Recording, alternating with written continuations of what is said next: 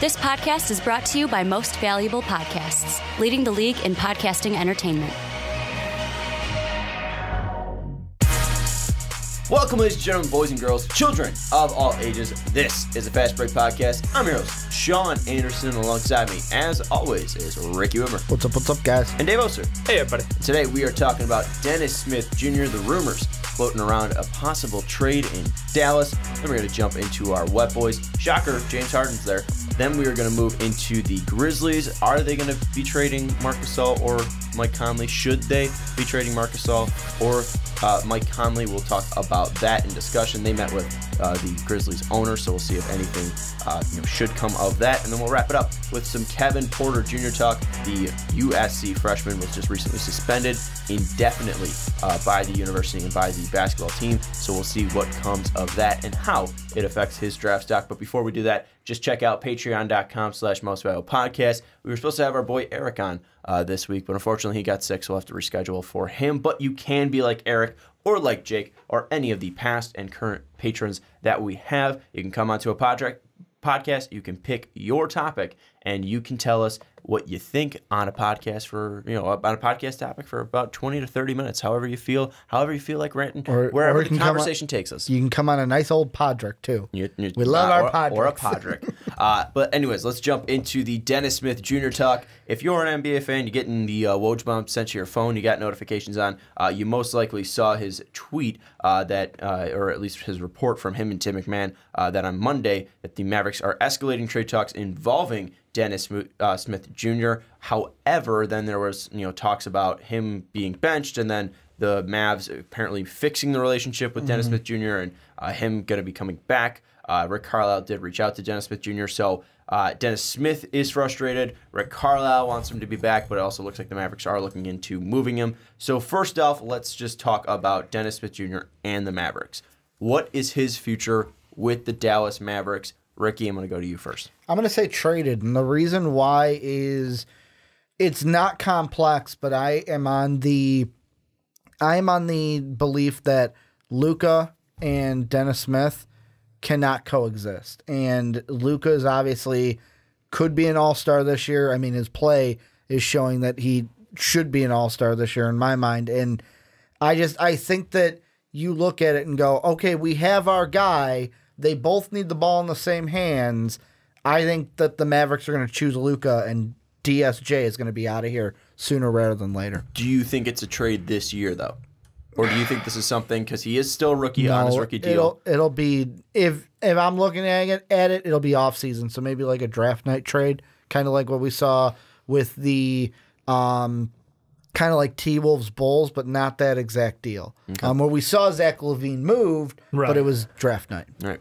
Dave, what do you think about the future of Dennis Smith Jr. in Dallas? I think they're going to try to keep him. It looked really bad to start this year to have Dennis Smith and Luke out there. It just, the flow of the offense, they didn't find that time. But I think that people wanting instant results out of this just because Luka is performing, very well really early in his career, they want to put the timeline to it. And it's like, no, the kid is 19. Let him play. Let them grow together. I think that moving him for anything other than basically a high first this year or another player on it early on his rookie contract would be a huge mistake. Obviously, the Mavs came out and were like, yeah, we're not going to move him unless we get value that we're, expecting back. Mm-hmm. But no, he is in our future plans. And I think that, a couple weeks back, I think you called me out because I was ripping in a little bit heavy on Colin Sexton for, his development time. And you compared his numbers very much to Dennis Smith Jr.'s rookie year. And I think that Dennis Smith's shot has improved a little bit. I think they just need to work and give them time to figure out how he works off ball better for this Mavs team. Because they're still not trying to win this year. Mm-hmm. Like, putting Dirk into a game basically means, hey, we're not trying to win this game. So, sorry, Dirk, I'm just... Top 10 power forward. There we go. I'm just trying to get that out of him. But no, I think that he has not outworn his welcome. He's still very happy, like, clubhouse-wise. Everybody's friends with him. It's just, rumors got out. He feels betrayed. That's the biggest thing that I think that is the thing is like you brought up that they cannot like coexist together. I think is the word you said. That coexist. I disagree with that because they can coexist because they are good friends. You can see them like bonding together. That was one of the first things that Luka did was bond with Dennis Smith Jr. So they are friends. They are pals. They have been very good teammates. So this isn't anything. I'm talking basketball. No, I know. I was going to get to that. I was going to get to that. I don't think they can work together on a basketball floor though. And you'd be stupid to not pick Luka Doncic in this situation. My idea, though, is that he should be traded this year. And it's not to do with anything because, they don't want to win right now or anything like that. You have the highest value of him to trade him sooner rather than later. Because once you get to the end of that deal, then you're just trading a 1-year deal. Then these teams are worried about re-signing him. Trade him now if you do have these feelings that he's not going to fit with Luka and will never fit with Luka or doesn't have the ability to. Yes, maybe he will be able to fit his game to work more off ball. I don't possibly see that happening, and I also think you're taking away his best abilities to do so. I also thought it was going to be flipped more. I thought Dennis was going to be having the ball in his hands more than Luka, and Luka would be working more off screens. Obviously, that hasn't been the case so far because Luka, talent just rises to the top. And so far, Luka's talent has rose to the top. We're talking about him in all-star categories. I think the biggest thing with Dennis Smith Jr., just for him as well, he does need to get out of Dallas. And it's not because it's a toxic relationship or anything like that. He can be frustrated, but I don't think it's anything that is actually ill-willed. I think this is something that can be worked out. So if they do not move on from him, it's something that they do think they can fix, at least on the floor-wise, because I think off the floor, it's nothing too major. This isn't like Jimmy Butler in Minnesota. This is more just something that is a tiff. It's something that they don't know how he's going to work, and maybe they are looking onto him. So I think the biggest thing for them, you need to trade him this year if you do not think he will ever be a fit with Luka Doncic, because you're just going to cash in on that trade value. This is the highest it's ever going to be, at least outside of his rookie year. Move on from him now if you do not think he's going to fit. Here's the problem, though. What's his true value? And the reason why I say that is Kevin Pelton did a really nice article on ESPN where he kind of looked into this. And the interesting thing, he looks at top 10 picks traded since 2012. Every single year except for 2015, we've had a top 10 pick traded, where Thomas Robinson, during his first year, was traded. Anthony Bennett and Nick Stauskas, along with Noah Vonleh and Chris Dunn, all traded after year one. Buddy Hield traded during year one.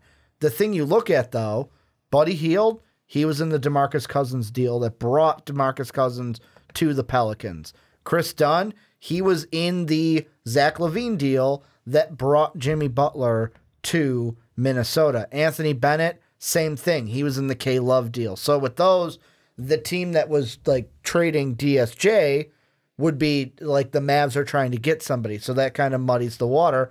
But the other three, like Noah Vonleh was traded along with Gerald Henderson for Nicholas Batum. Stauskas was traded in kind of like a littler deal with littler role players. And then Thomas Robinson was traded along with Francisco Garcia and Tyler Honeycutt for Patrick Patterson, Tony Douglas, and Cole Aldridge. The Stauskas deal, wasn't that from him going Kings to Sixers? Yes. That was... the one where they gave up a first-round pick? That was the one where right now it says... the Celtics pick? So it was Stauskas, Carl Landry, Jason Thompson, and a future first. Yeah. And the rights to swap the 16 and 17. Yeah. And all they got were Artuis, not even going to say the last name because I'm going to butcher it. They were moving and cap another space. Luka. Yeah, like, but it depends on, like, what do the Mavericks want, because what's the true value then? Because then Nick Stauskas would be in his own category because that was in a cap dump deal. Yeah. The other ones have been 4 big stars. What should you be looking for if you're Dallas? I think the biggest thing that you should be looking for if you're Dallas is more players that can work off ball, because the biggest thing that you have seen from Luka is his ability to get people involved. And you might look at the assist numbers and be like, well, I mean, those aren't that high, but a big thing that I think I saw the stat somewhere, and I might just be making it up. Probably I'm just making it up, but I'm pretty sure he has one of like the higher rates of assists that would be assists, but like great passes, wide open shots, and they're just completely bricked. Yeah. And you look at Dennis Smith Jr., you look at Harrison Barnes, like they haven't been extremely efficient. Wesley Matthews as well. I mean, they haven't been massively efficient helping him out. So, I mean, he has set up his teammates very well. And I think if you get a player that is just more elite at making those shots and making open shots, I think that's going to help him. And also, I think providing him with somebody who is similar to J.J. Barea, because when you saw those two on the floor together, they were spectacular. That was when the Mavericks offense was at the best, when you had Doncic and Barea out on the floor. And I don't know if you're going to find another player like J.J. Barea exactly, because he is pretty damn unique in his own right, just being that small and being able to go to the basket, create, penetrate, and use his body in very differing ways. He does have a very crafty skill set to score in the NBA. I don't know if you're going to be able to find something like that. But I think the biggest thing that you're just going to be trying to find is players who are still in that same age range as Dennis Smith, but maybe they're not a good fit on their team. Dennis Smith's not a good fit on this team. Just get a change of scenery, because we've seen change of scenery work for so many players before. I mean, the biggest thing is just you look at Victor Oladipo going from Oklahoma City to Indiana, turns into an all-star. I think Dennis Smith has that ability. I think he has that potential. Yeah. But again, I think he needs to probably get away from Dallas and be put into a spot where he can grow. I mean, I think the immediate thought that everyone has is, Frank is not doing well. Frank Ntilikina is not doing well in New York. Dennis Smith is not doing well in Dallas. Literally drafted right one after the other in that draft. Why not flip and see if they can work differently? Obviously, Frank's not an off-ball shooter in any way yet. There's the hope that he will grow into one. But what would that be like if you did make that swap? I don't think that's going to happen. But Dave, if you did make that swap, how do you like possibly Frank and Luka playing together, and then Dennis Smith over in New York? I think it would weirdly benefit everyone involved. I think it's a no-loser trade, and I'm sure New York fans, no matter what I say, hate me for talking about New York. So just deal with it and move on. Well, I think they're getting the better player right away. I think Frank clearly has more potential, but Dennis Smith, I think, would straight up come in and put up 15 a night. Yeah, the biggest frustration is that they've been taking stabs at the point guard position basically through the B roll. They've got Moutier, Trey Burke, and Frank there right now, and by adding in swapping Frank for DSJ, I don't know if it's really it's not a game changer, but it would actually set them up for better success, because from watching it, Moutier can put up stats, but he's not a good player. He just decent player, bad team. Someone needs to score. He can do it. Yeah. He can facilitate a little. He can get some rebounds. But he's a backup point guard in the NBA. I see DSJ going in New York, and it works perfect. I think you're right. I think he comes in. He can make an immediate impact. I don't think he's going to help them win a ton of games this year, but which is good for New York. Which is good because they get to keep that pick. They keep closer to Zion. Exactly. So I think he will work really well with Knox, and in the future, Kristaps. I would love to see that matchup. And we all kind of joke about rewriting history. Just make that just a little tweak, because then we see Frank go back down to the Mavs, and there's a situation where you're not in the media spotlight. You're not going to be expected to do a whole lot because you have Luka there right now. So he gets to develop under one of the best coaches in the league, gets to sit there and play off ball. And I know the funny thing is with him, he actually has played really well when he point guards, or I should say his best performances are when he is asked to point guard for his team. Even though they are inconsistent, he has that, that spark is there. There's the reason why people are still not giving up hope on him. Super young kid.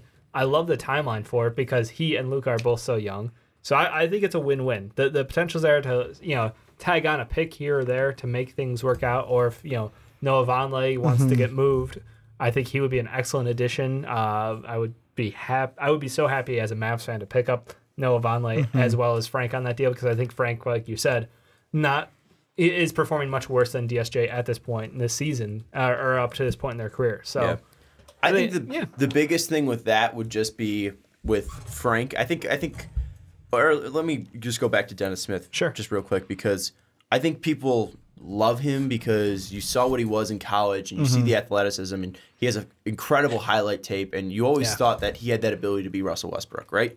So we're hoping. But I think the biggest thing that I haven't seen from Dennis Smith Jr. over the past 2 years that is concerning me is the fact that, you can be a great athlete, you can be that next level athlete, But you're not going to be a great NBA player unless you have those other intangibles, those things that actually make you a great NBA player. Because you can't just be an athlete in this sport and get through. I can't tell you the great players or the all-star players who are just athletes. You need to have that extreme skill. And you look at Luka. I mean, Luka's pretty much the exact opposite. He doesn't have extreme athleticism, but he's just so skilled as a basketball player. And I think with Frank, you see those skills defensively, and that's something that is going to help him stay in the league. With Dennis Smith, if he has an injury and he's not able to keep it up, I don't know what skills are keeping him in the league. And that's the biggest concern that I have. So that may be hurting his trade value. So let's go away from the Frank stuff, because I think that's a little more of a pipe dream.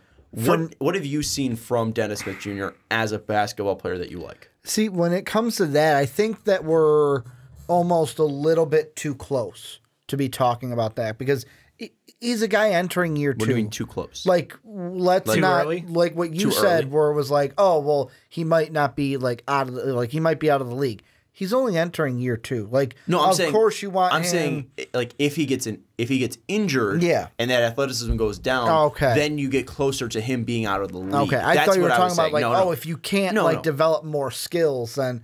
But like you expect him to. If he stays healthy, I don't see him being out of the league anytime soon. For me, I almost feel like, what if it's just as simple as a change of scenery? Because like I think to Dallas, and I could be wrong, think to their last few draft picks, like before Luka. Have there been any that like scream out towards like, this is a guy that they drafted and homegrown, and this was the one? Like, I can't think of one recently that has kind of been like that. And this is our guy. I just think with Dennis Smith, it's a change of scenery. And the two teams that I immediately thought of when I saw the tweet were Phoenix and Orlando. My only problem is Phoenix. You talk about how you can't coexist. Like I said, you can't coexist with Luka because both of them need the ball in their hand. Is he going to be able to coexist with Devin Booker, who I know, like we've talked about before, Devin Booker doesn't want to play the point. He wants a true point there, but can be ball dominant in himself. Could he step in there and be like, hey, I'll be your ball dominant guy, and then that doesn't happen? And then with Orlando, I look at the contracts and I go, oh my God, Dallas would have to take on like a $10 million contract and have to give away, like, yes, they're lower contracts, but they would have to give away more players just to get somebody from Orlando. The thing, too, is with those Orlando trades, like, immediately people are just saying, like, oh, trade Isaac, trade Bamba, or something like that. But don't you want them? Huh? Like, doesn't Orlando fans want them, that though? they would move those guys. Can I just go back to the draft? Orlando had the opportunity to take Dennis Smith Jr. They didn't. Why would they trade Jonathan Isaac for Dennis Smith Jr.? They didn't want him when they had the opportunity to take him. Why would they trade him right now? It's like Smith for Frank 2.0. That's the point. Is Frank will, we're bringing up that question. The Smith, but the thing that I think that is now is just like, that's just strict change of scenery.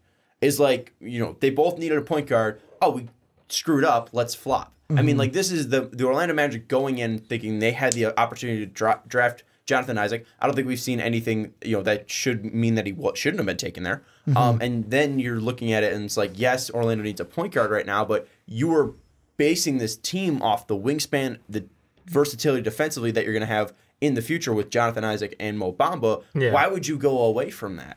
That's my biggest thing. I think the Frank Dennis thing is just a little bit of like, oh, we screwed up. Like, literally, there's one behind the other. Let's just flip them, see what happens. The Isaac thing, though, it's just like, that was, I think they picked 6th, and then Dallas didn't go till 9, I think, and then was New York at 10, or were they at 8? So, I mean, I just don't see the reason why, and Dallas didn't have the opportunity to take Frank. So that's another thing too. Is like, so maybe they did still were at least intrigued by it. I know I was mocking that Frank would have gone to Dallas because I thought Mark Cuban had made some comments pre-draft about him. So, but I also thought that Dennis Smith Jr. with his athleticism, with his highlight ability, him in the Garden would have been phenomenal. Yeah, you were right. It's the Magic had 6, they took Isaac. Knicks had 8, took Frank, and then 9, the Mavericks took Dennis Smith. And who at 7 was it? 7 was Markkanen. Yeah. That was the T-Wolves deal. So worth. I'm so smart. 1 was Fultz, 2 was Lonzo, 3 was Jason Tatum, 4 was Josh Jackson, oof. 5 was De'Aaron Fox, 6 was Jonathan Isaac. I still remember that draft. Who's That number Josh- 10? It was a year ago. Are you seriously? It was 2 years ago. 10? He's on Portland. Yeah. Oh, it was Zach Collins. Zach course. Collins. And then 11, I'm not going to go through all I that. say this I is the could game probably we do play it. during dinner usually. 11 is Dave's favorite It player. was Miles Bridges. No. Was it? No, Oh, think about favorite what player. boys. Oh, Malik Monk. Yeah, the moist the one moist- himself. Bridges was last year. Yeah. Anyways, I got the right team. Yeah. Josh Jackson though, Horrible.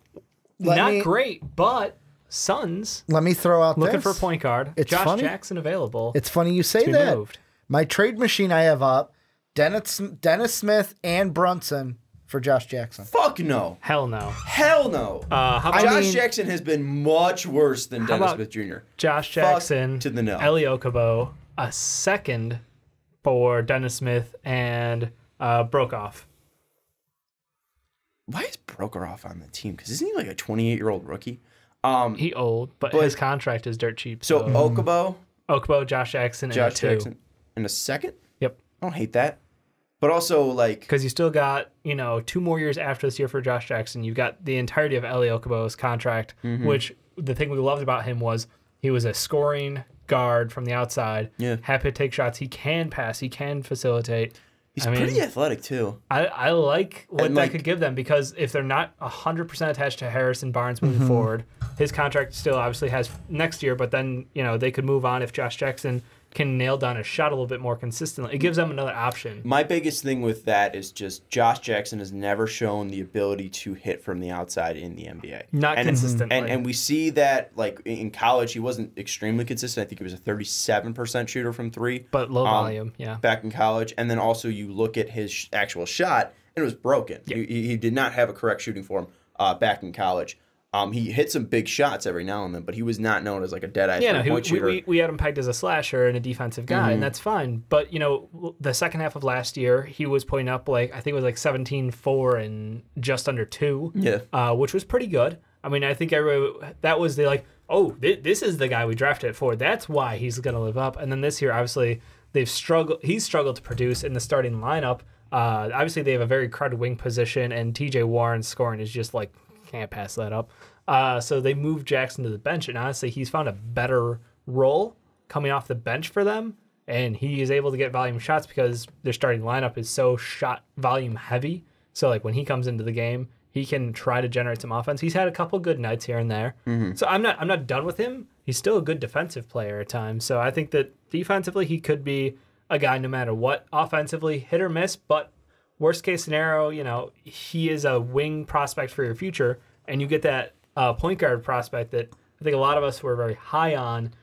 Needs a lot of development time, but that's why you have Jalen Brunson, who, I know he hurt. Well, he's hurt, but this way you've got a pair of young point guards to move forward with. And real quick too with the Josh Jackson stuff, he's had 12 games as a starter, 34 as a bench player, 11 points, 4.5 rebounds, 3.3 assists as a starter, 9 points, 3.8 rebounds, and then 1.9 assists as a reserve. But the biggest thing is the percentages: 34% from the field as a starter, 15% from 3 as a starter, 44% from the field as a bench player, 39% from 3 as a starter, and then also offensive rating of 74 as a starter and 93 as a bench player. So clearly there is an improvement there.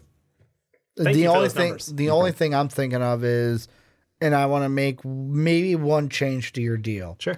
If you're Dallas, do you want to get Okubo and trade for a backup point guard that you're going to develop, or is Dallas going to be in the mindset of hey, you know what?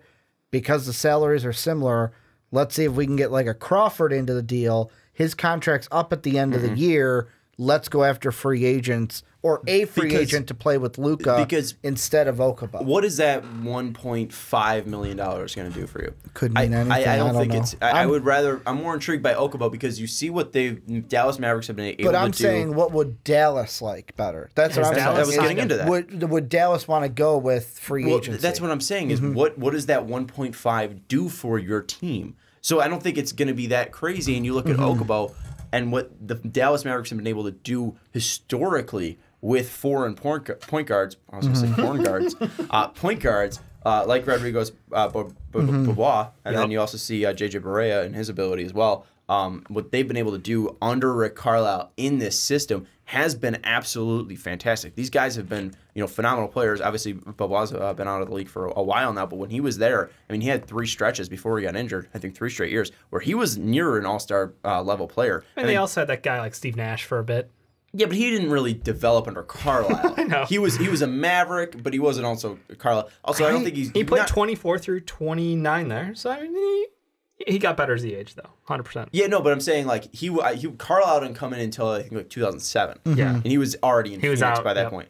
But my thing too is with like I know what was his name? It's also Steve Nash is Canadian. He's not really foreign. Yeah, I'm saying enough. more like I'm more seeing European. Foreign point guards on the Mavs. Would you say Andrew Wiggins is foreign? Yes. Like, Maple I'm saying Jordan. more like foreign. Like his nickname is Maple Jordan.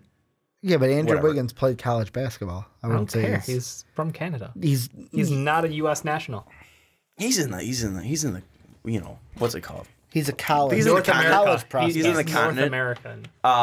Anyways, I just think that if I was the Dallas Mavericks, I just talked about getting a smaller point guard who's crafty offensively, who has great handles, which I've seen from Okubo.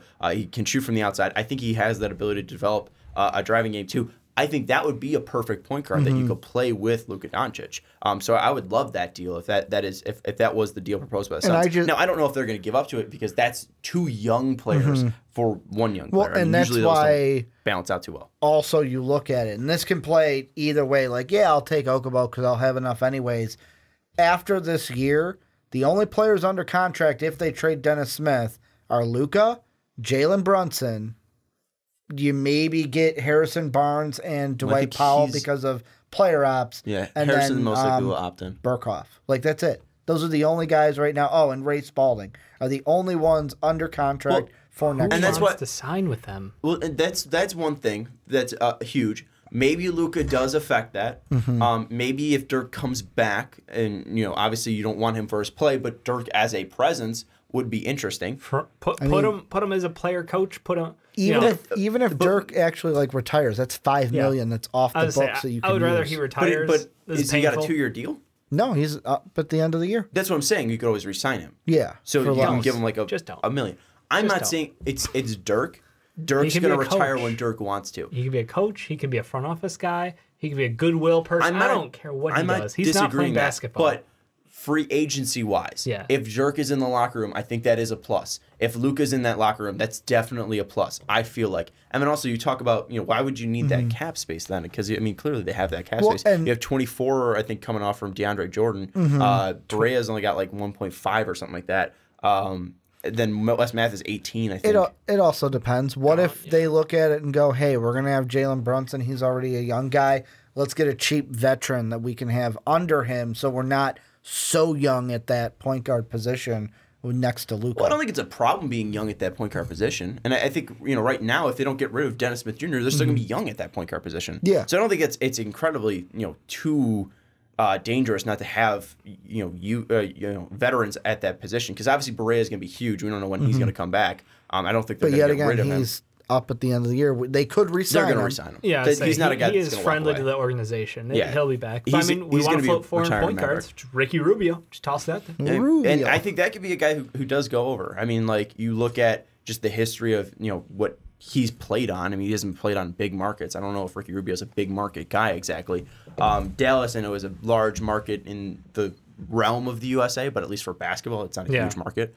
So I don't think he'd be naturally totally turned off by Dallas. So that would be an interesting one. But then again, does that mean Luka plays off ball more? Because Ricky Rubio doesn't play off ball He too has much. with Donovan Mitchell. That's a nice thing is these past 2 years, he's gotten used to it and he's played better. So I think that I know I'm just tossing in a Euro just to toss a Euro because that was your argument, but I think that they're in a position where they could go and blow a bunch of money in free agency, but I just don't know who would sign with them by choice. The one intriguing thing, and I'm going to hate myself for saying it out loud, it's like a player like Boogie could absolutely sign there. Yeah. I could see Mark Cuban being like, That's this better than what I guy was going to do, and I was is going to troll. This guy's going to bring attention to my team. He's a great big. He can pass from the low post. I can see him work pick and roll, pick and pop with Luka, like two big bodies. Oh, Hey, Ricky, Would you no, would you then Ricky, re-sign DeAndre pause, Jordan? pause. No. No, you would not. No. He's been horrible. The shell of himself. Can you real quick just go back to when we were doing the free agency signings and where DeMarcus Cousins should sign, and then just pull up where I say he should sign with the Dallas Mavericks, and then Dave being like, "Oh, you shouldn't give a max contract to DeMarcus Cousins because of his injury. You don't know how he's going to bounce back." And I'm saying someone should pay him a max contract, and it clearly Well, we've was. seen People him, were though. We've willing seen to. him He's in like, one "No, I'm going to game go take a already." ring." no, So. they had no offers for a max contract. That's what he said. But it wasn't max, but it was like they He offered him said over 20 there mil. was no max contracts, so I'm going to get a ring. But it was over 20 mil. It might have been just over 20 So mil. I think now nobody has a problem offering a max contract to We DeMarcus watched him play Cousins. for 15 minutes, and we're like, that man needs to get paid. Damn good. So just go back to that and just say, like a year ago when I said he should sign with the Dallas Mavericks, because it's true. It's goddamn true that he There's a should. good reason he It didn't was this year. a 2-year deal, $9 million each. That's what I have here. So there you go. I think here from the Mavericks, because this is the article that says how Cousins fell through the cracks. So yeah, past they're only Mavericks offering to him. Warriors. 18 mil? Yeah. Sorry, Idiots. I win. He gets to go get a ring. And He's then he gonna can get a go ring. get a giant paycheck from potentially Dallas Then- and play with Luka. Well- You think if they gave him like 15 mil a year, he would have signed? No. Like If it was, I guess it depends. a Because if it was one-on-one? two, yeah, I think a 1-on-1 would have done it. Because that way, if he played well for the second half of this year, he could go get paid, and if not, he could just lean back on that. Could you have second year, could 15 you mil? imagine having a $9 million difference between DeAndre Jordan and DeMarcus Cousins? And have insane. Where were we gonna go? What? Oh, I was going to troll. I was going to say, what if Kyrie and Durant come to town? Wide open cap space. No, you're done. That closed out the We're talking about Dennis of the Smith show. Jr. Let's bring this back. I just don't know how Dennis is going to work with this team, and I think that personally, I think you should move on from him. Do you think I off go, ball he's a no go? I have not seen it from him. I don't think he's a shooter. I don't think he's going to be ever a player that takes over 6 threes a game. I don't think he's ever going to be a guy who's going to be working in that type of system. I see him. His best abilities are using his athleticism, using his ability to create space, using his quickness, and trying to get to the lane. I have not seen him also attack the lane much at all. He's not a guy that's consistently going to the line. He's going to the line about 3 times throughout his career per game, about 2.7 per game. He's going to the line, and even then, when he's going there, he's only shooting 70%. So I think his biggest thing is that he needs to work on his handles, work on his ability to abuse pick and rolls, and then also get stronger. Because if he's able to do those things, he's going to attack the bucket more, he's going to draw contact more, and he's going to be able to finish stronger. And then also you're shooting one because you're going to the line for and ones. And I think his biggest thing that he needs to do is become just a better pick and roll player, just so he can add that next level to his that addition to his athleticism. Because like we were talking earlier, I have not seen anything that shows that next level player of him. I've never seen anything outside of an athlete in Dennis Smith Jr. And I don't know what that is. And I think the biggest thing for his body, his athleticism, would become to become a pick and roll abuser. So to get a high post, to get a high pick, try to attack the lane, try to maneuver, try to draw contact, and just consistently go to the line. And just play like James Harden, but just in a different way. Obviously, because he's not going to be shooting mid-rangers, he's not going to be shooting 17 threes in a game, but at least the driving style of a James Harden. Obviously, that's one of the best players in the league. You want to replicate him, but I think that's the way he would make his money, is at least early on in his career, using the pick and roll to his advantage, using that athleticism, trying to blow by people, or even like a young Derrick Rose. Because, D Rose was something that, again, next level athlete, he didn't have that ability right away to be a facilitator. But it was attacking the bucket, going hard, drawing contact, and then that obviously opened up everything else for the Bulls. So that's my personal opinion. I think they should trade him as soon as possible, get the most back for him. If you can get 2 young players like Josh Jackson and Eli Okubo, where's it hurting you? And that's my question. You don't know if Ellie will ever be an NBA quality starter, and that's fair. He's a young kid. It's all potential right now. I liked what I saw. I think it would be worth taking a stab at. And Josh Jackson again. If he ever finds consistency, absolutely worth.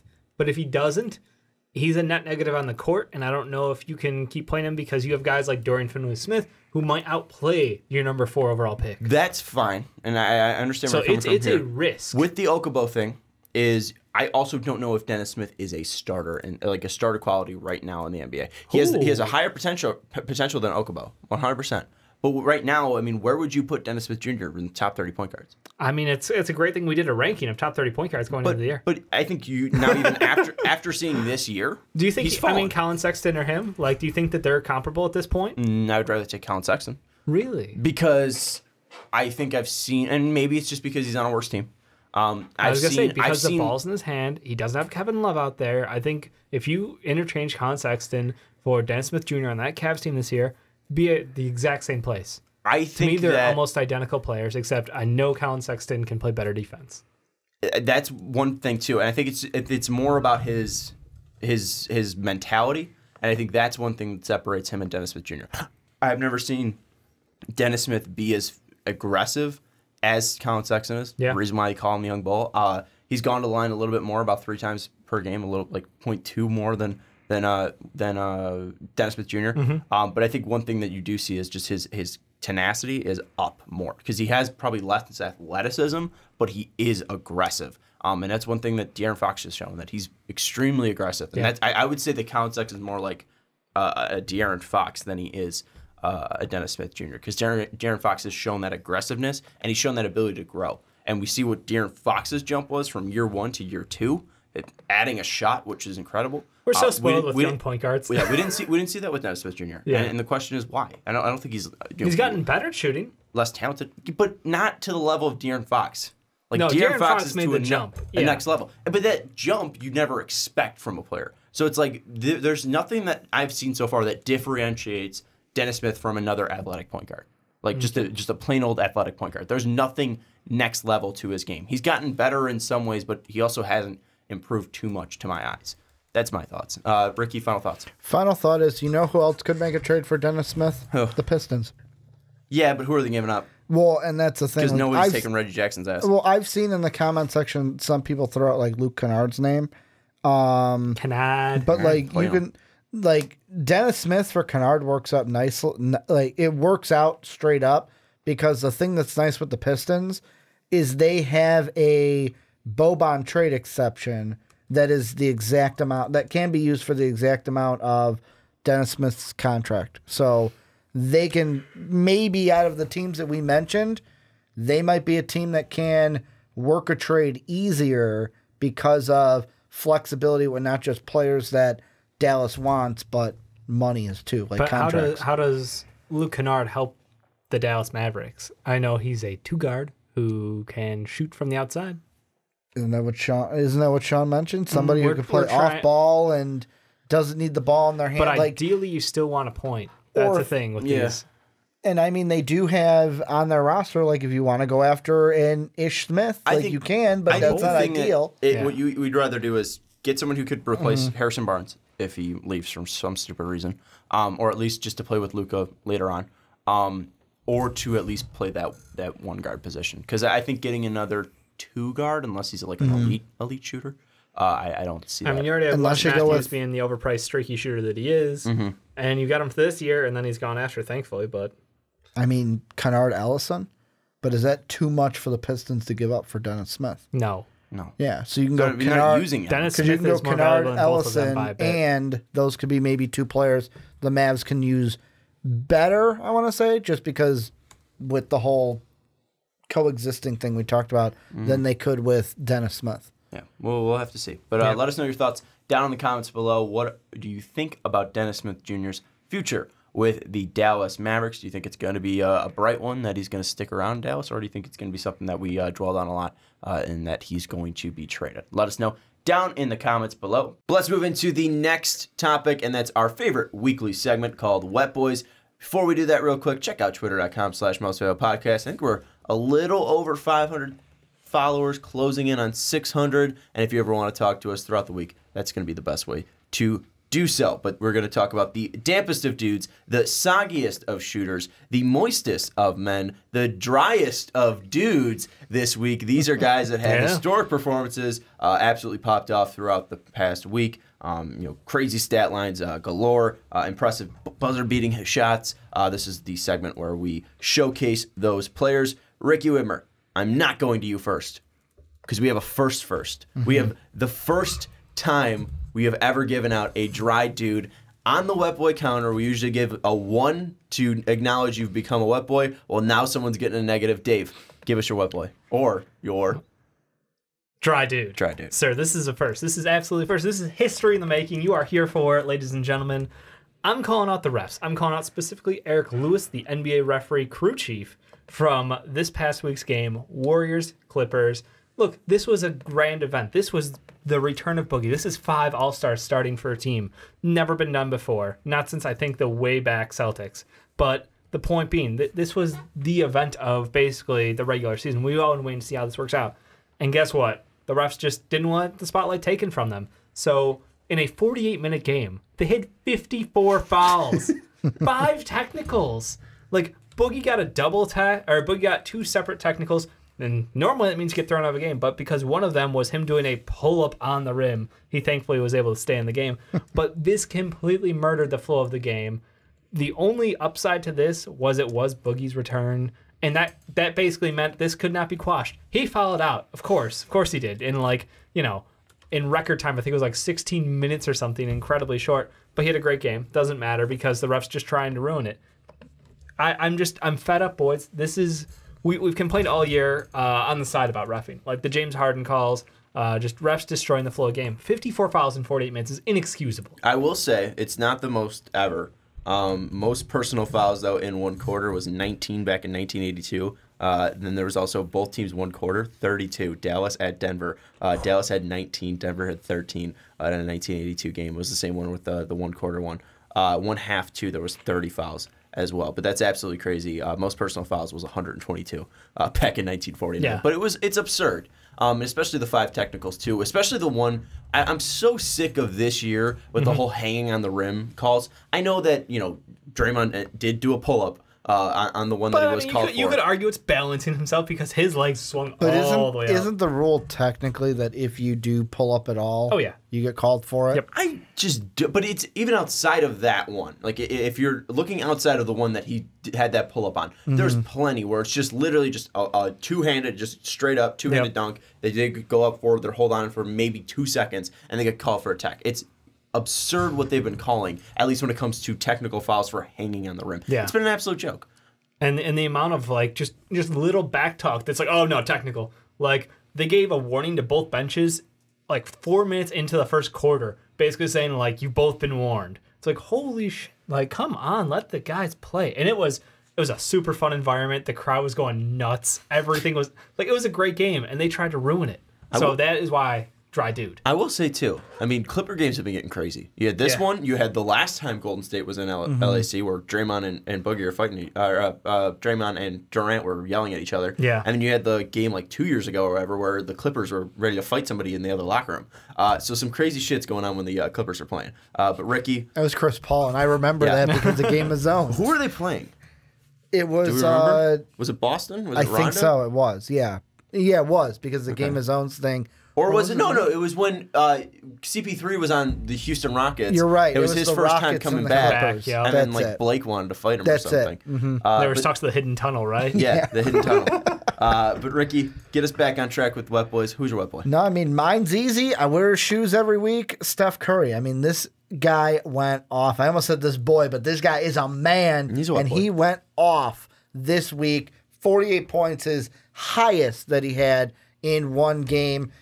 This guy's the best shooter that we've seen. I don't think I'm saying anything new from that, but just going off this week and helping the Warriors go on that win streak that they've been on. Well, and last week, too, we were at dinner talking about how he's now third all time in most three-pointers made in an NBA career, closing in on number 2 in good old Reggie Miller. So we'll see, I think it's probably 2 years, maybe even a year.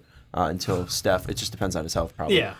Watch you say that, and Steph goes, "Hold my beer." He's gonna make 500 threes next year. Yeah. Watch out. So shout out to Steph, best 3-point shooter of all time. Let's move now to mine. I think this is a first for this year. Second net, third net because Karras had one, but I think he might have had one last year. I'm going to double check. No, looks like this is his first ever wet boy.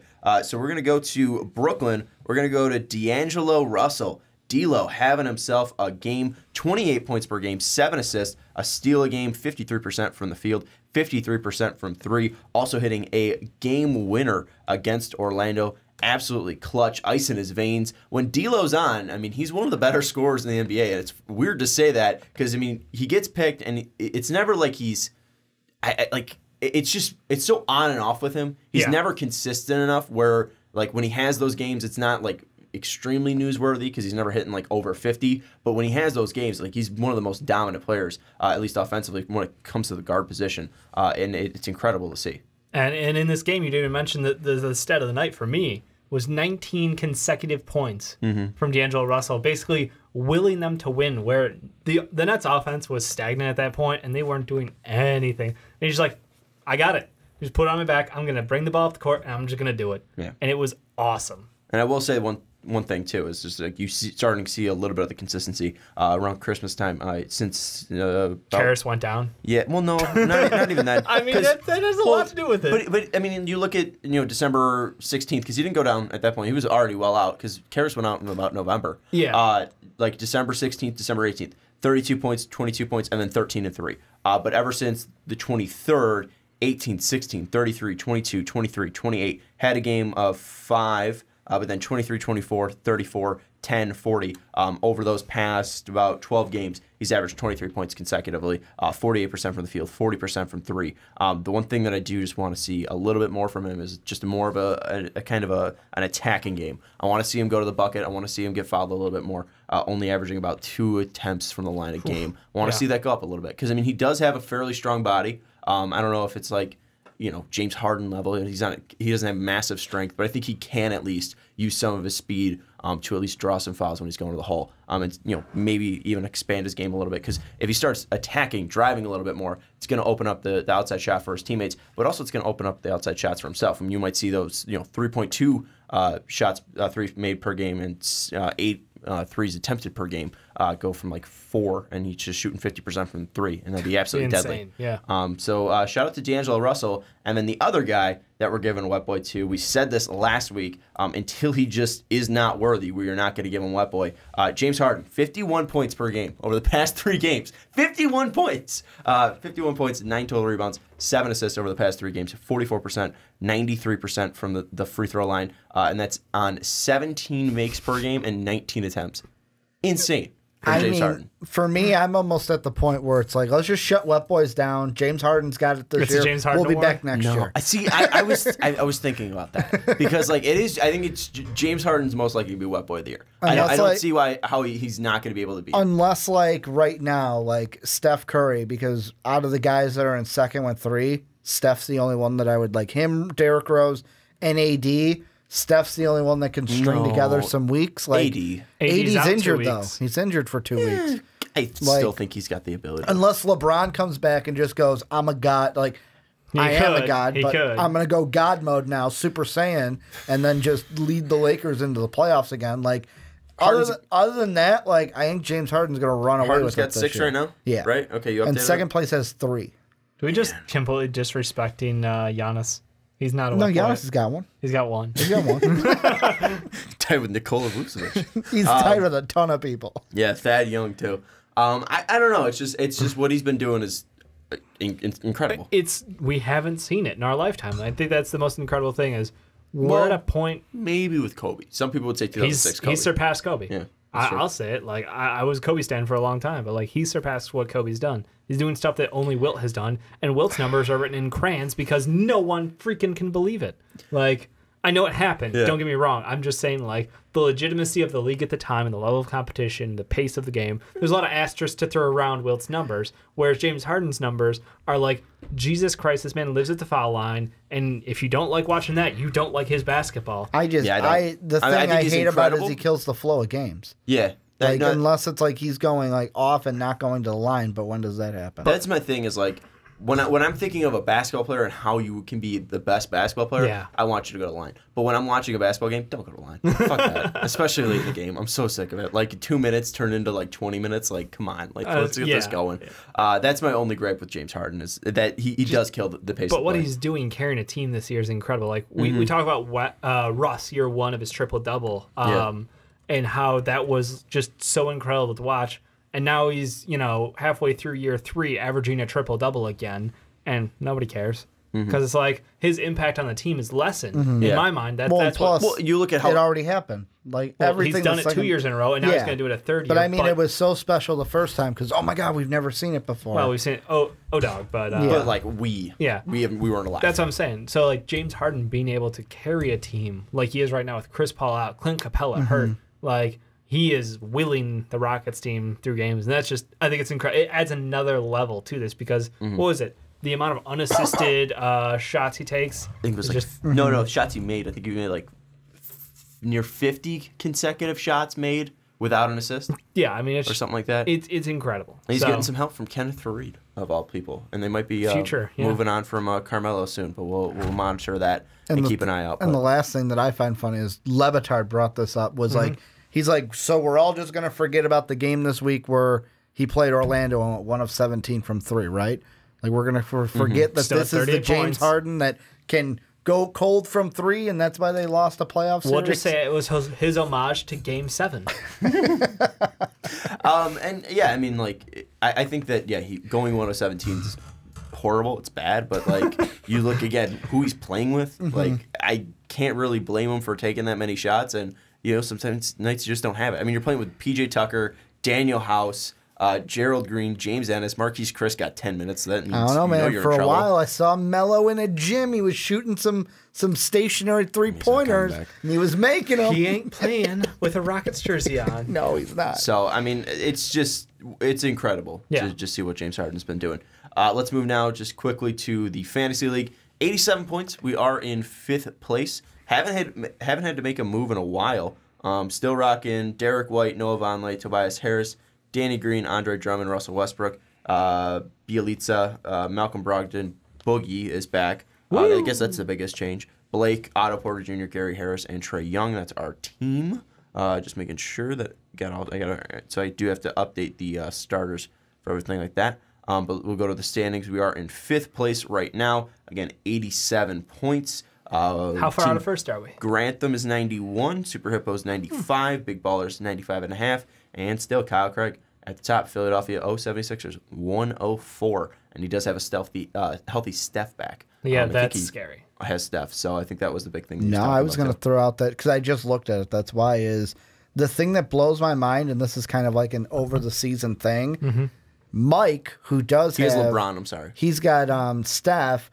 At the beginning of the year when he was in first, like Steph's playing great, Joe's playing great, Bobby and Zach were doing good, Zach Hart was doing good. Oh, look, he's in first place. And like I looked and I was like, wait, he's below us now? Yeah. Like he's in 7th? Like how does that happen? But I mean, it depends on how your team plays. Like that is just one I look at. It's like, players get not. I'm sorry, 6th. He's tied for 6th. Yeah. And 7th then teams pretty much. I mean, like he's in that 7 range. Just real quick, just for the actual like roto things, field goals made, we are in 4th. Field goal percentage, we are not doing well. 5th from the bottom, I guess. Right? Does that make sense? So 13, if you're going for 11, the bottom, 9. 5th, 9. Thank you. Free throw percentage, we're actually going up. We are 10th. 3-pointers made, we are 4th. 3-point percentage, we are 6th. Rebounds, we are 2nd. Assists, we are 3rd. Steals, we are 2nd. Blocks, we are 1, 2, 3, 4, 5, 6. We are tied for 6th. And then points, we are 6th. So, I mean, it's pretty decent. Just got to get those points up, got to get those blocks up, and especially free throw percentage and field goal percentage are the big things with us. But I like seeing rebounds being 2nd, assists being 3rd, steals being 2nd, and field goals made being 4th. I like that. The only thing that made me nervous is when I was just scrolling through the NBA news. It's like Andre Drummond enters concussion protocol. I'm like, uh-oh. He better not be out too long. We need him to get those rebounds. But Boogie's we back. do have Boogie's back, so it's fine. The only other thing that I would say is, any additions that should we look into that you think? Like, should we get somebody who's a better field goal maker? I mean, like that's the biggest thing that's killing us right now is field goal percentage. So what we need is a shot taker. A shot taker who's making a deep no. Jesus Christ. I like the way you think. I mean, should we get Rashawn Holmes? He's making about like 3 buckets a game. He's hurt right now. 3 buckets a game, 67%. Thomas Bryant, 3.7 field goals made at 66%. Yeah, I mean, we're still stuck basically just under a month out, or just around a month out from Isaiah Thomas' return. So a little too early to poach that. Yeah. Do we want to pick up Kenneth Faried? Think he's going to do anything in Houston? I mean, he's going to get minutes. He's going to get minutes. You're looking for field goals made, you said? We're field goal percentage. We don't want to just get like a guy who's making a field goal a game because that's not going to affect too much. I mean, because on here, this is 2020, like the whole year stats. D Wade isn't shooting bad. How's he doing in his last few games, though? No. I don't know. The last few games, he hasn't been doing bad. It's going to help out our field goal percentage. All right, we're going to move on. We're going to move on. We're going to get off this topic immediately. We're not picking up D Wade. I don't care. We're not picking up D Wade. Who would we drop? Who are we dropping for D Wade? I don't know. No, we're not Whoever picking. you think that isn't, like, because look at it. He's overall a 43% shooter. That's not that good. It's, I mean, unless you're going to go after, like, Batum right now is the top one that they have on here. Unless I'm going to do just straight field goal percentage, but then I'm that's getting what like we should guys. be doing. Yeah, but then I'm getting like guys that are shooting. That's why I was saying Thomas Bryant, Rashawn Holmes were making like 3 a game. So it's something Yeah, decent. a little bit of volume. I don't even know where can we see our team as a whole. Show stats. Here we go. 2019 season. Our field goal percentage is at it doesn't even say totals, averages, totals. What the fuck? It doesn't even say. 49, 46, 49, 43, 49, 41, 48, 51, 54, 45, 47, 48, 43, 39. I mean, the biggest people that are killing us is pretty much just Trae Young and kind of Russ. Yeah, Russ. Yeah, but I mean, those are two chuckers that we're not going to drop them. Yeah. I don't know. We could probably drop Trae Young. Trae Young's not good. We get something for Trae Young. Yeah, I guess. All them assists. Yeah, and I mean, he did have 24 and 11. Yeah. Damn, Trae Young had 10 rebounds? He's not a bad player. What the fuck is Milwaukee doing letting up 10 rebounds to fucking Trae To Young? a 5'5" Jesus Christ. point guard? Yeah, I don't know. Anyways, that's going to do it for the fantasy break and the Wet Boys. And Dry Dude. And Dry Dude. So shout out to Dave for pulling a I had to break good it Dry out. Dude. Yeah, had to break it up, and it was a good choice. But let's move into the next topic. Before we do so, check us out on iTunes. Search The Fast Break on iTunes. You'll find us. We got the orange logo with all 30 NBA teams and should be The Fast Break. It's pretty easy to find. We're closing in on 40 reviews, so if you want to go over there, give us a 5-star review. Type in a nice comment. We'd greatly appreciate it. It takes very, very quickly to do so as well. But let's jump in, boys. We were talking about should the Grizzlies trade Marc Gasol and or Mike Conley. I think it's just going to be titled, Should the Grizzlies Trade Marc Gasol and Mike Conley, but we'll figure it out throughout this topic. So obviously the Grizzlies are on the downswing. They started off pretty hot. They were in the playoffs. Someone said downcline. Yeah, I was waiting for the downcline. Make I it was trying not to official, say it. They started off in the playoffs to start the season. Marc Gasol was playing fantastically. Mike Conley was at all-star level. Still hasn't dropped off too much from that. But since then, Marc Gasol's dropped off. This team's faced injuries. Both Brooks have left. Dylan to injury, Marshawn to the Bulls and got waived. And it's just been bad recently in Memphis.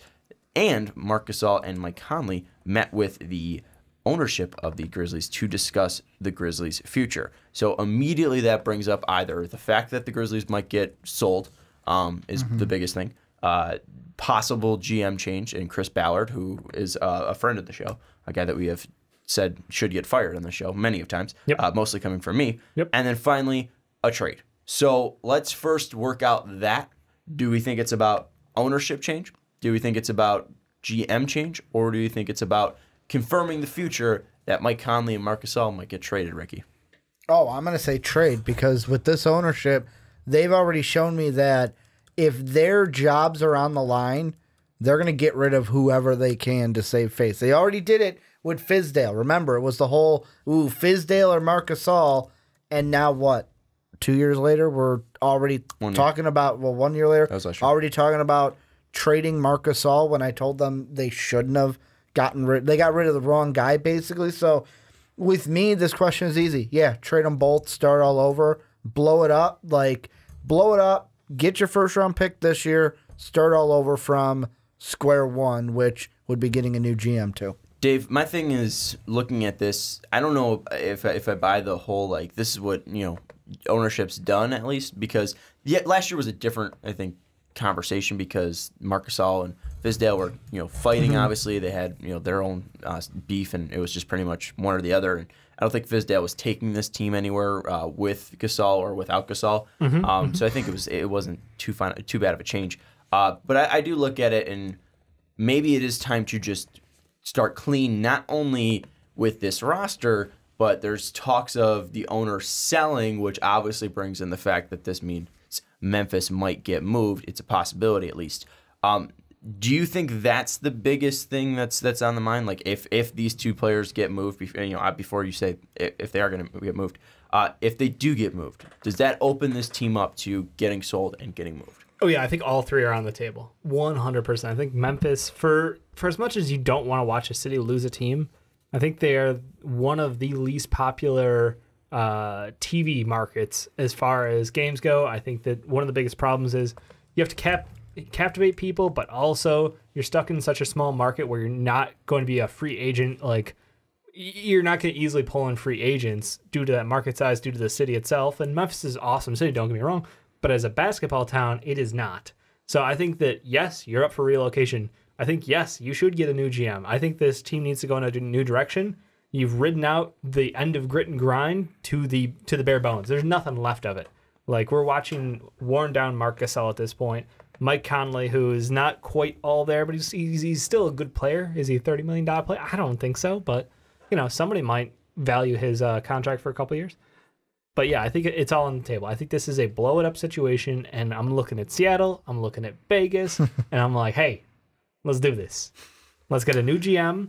Let's move the team. This I don't know if ownership has to do with second something. time they move though, Yeah, I miss Vancouver. Oh, yeah. I do What, too. they moved 95 or 99, I think it was around there. I honestly don't know the season. I just remember the 2001-2002 was their first year in Memphis. Yeah. I remember Vancouver, and I remember their awesome green unis. And With the Grizzly jumping out of the front. So, no, I think that it was a failed experiment. It's okay to fail, Well, NBA. But you got two cities clamoring in the West. I will say that is true, and you won't have to realign because maybe you'll realign the divisions, but that doesn't really matter too much. Both going to stay in the western side of the country. And I will say the Grizzlies fans at least have shown up. I mean, they're not dead last in attendance. Pistons are dead last, at least percentage-wise, when it comes to filling up the stadium at 76.1%. Nets are at 79%. Timberwolves 79.7%. Hawks at 80%. Suns at 80.3%. Hornets at 84.1%. Wizards at 85.1%. And then Grizzlies at 85.7%. So, Memphis is showing up to these games, and this team isn't that good. So I will give the fans of Memphis credit. I think they are supporting the team as much as they can. But like you said, this is a smaller TV market, and there's not a lot to be made out of Memphis. Even when this team was great, you never thought of them as a true powerhouse to get a free agent, to really grow. They took a reclamation. They're just a dark horse. Yeah, they took a reclamation project in Zach Randolph. They hit on Mike Conley with the 10th pick, and then they got Marc Gasol in a trade for his brother Paul. So, I mean, it's something that... Which, that trade, looking back on it, at the time, didn't seem so fair, but over the years, it turned out being great because they got, franchise center, defensive player of the year, Marc Gasol, and obviously the grit and grind led him to a great play. But even then, you think of Memphis and you think of kind of a, what's it called?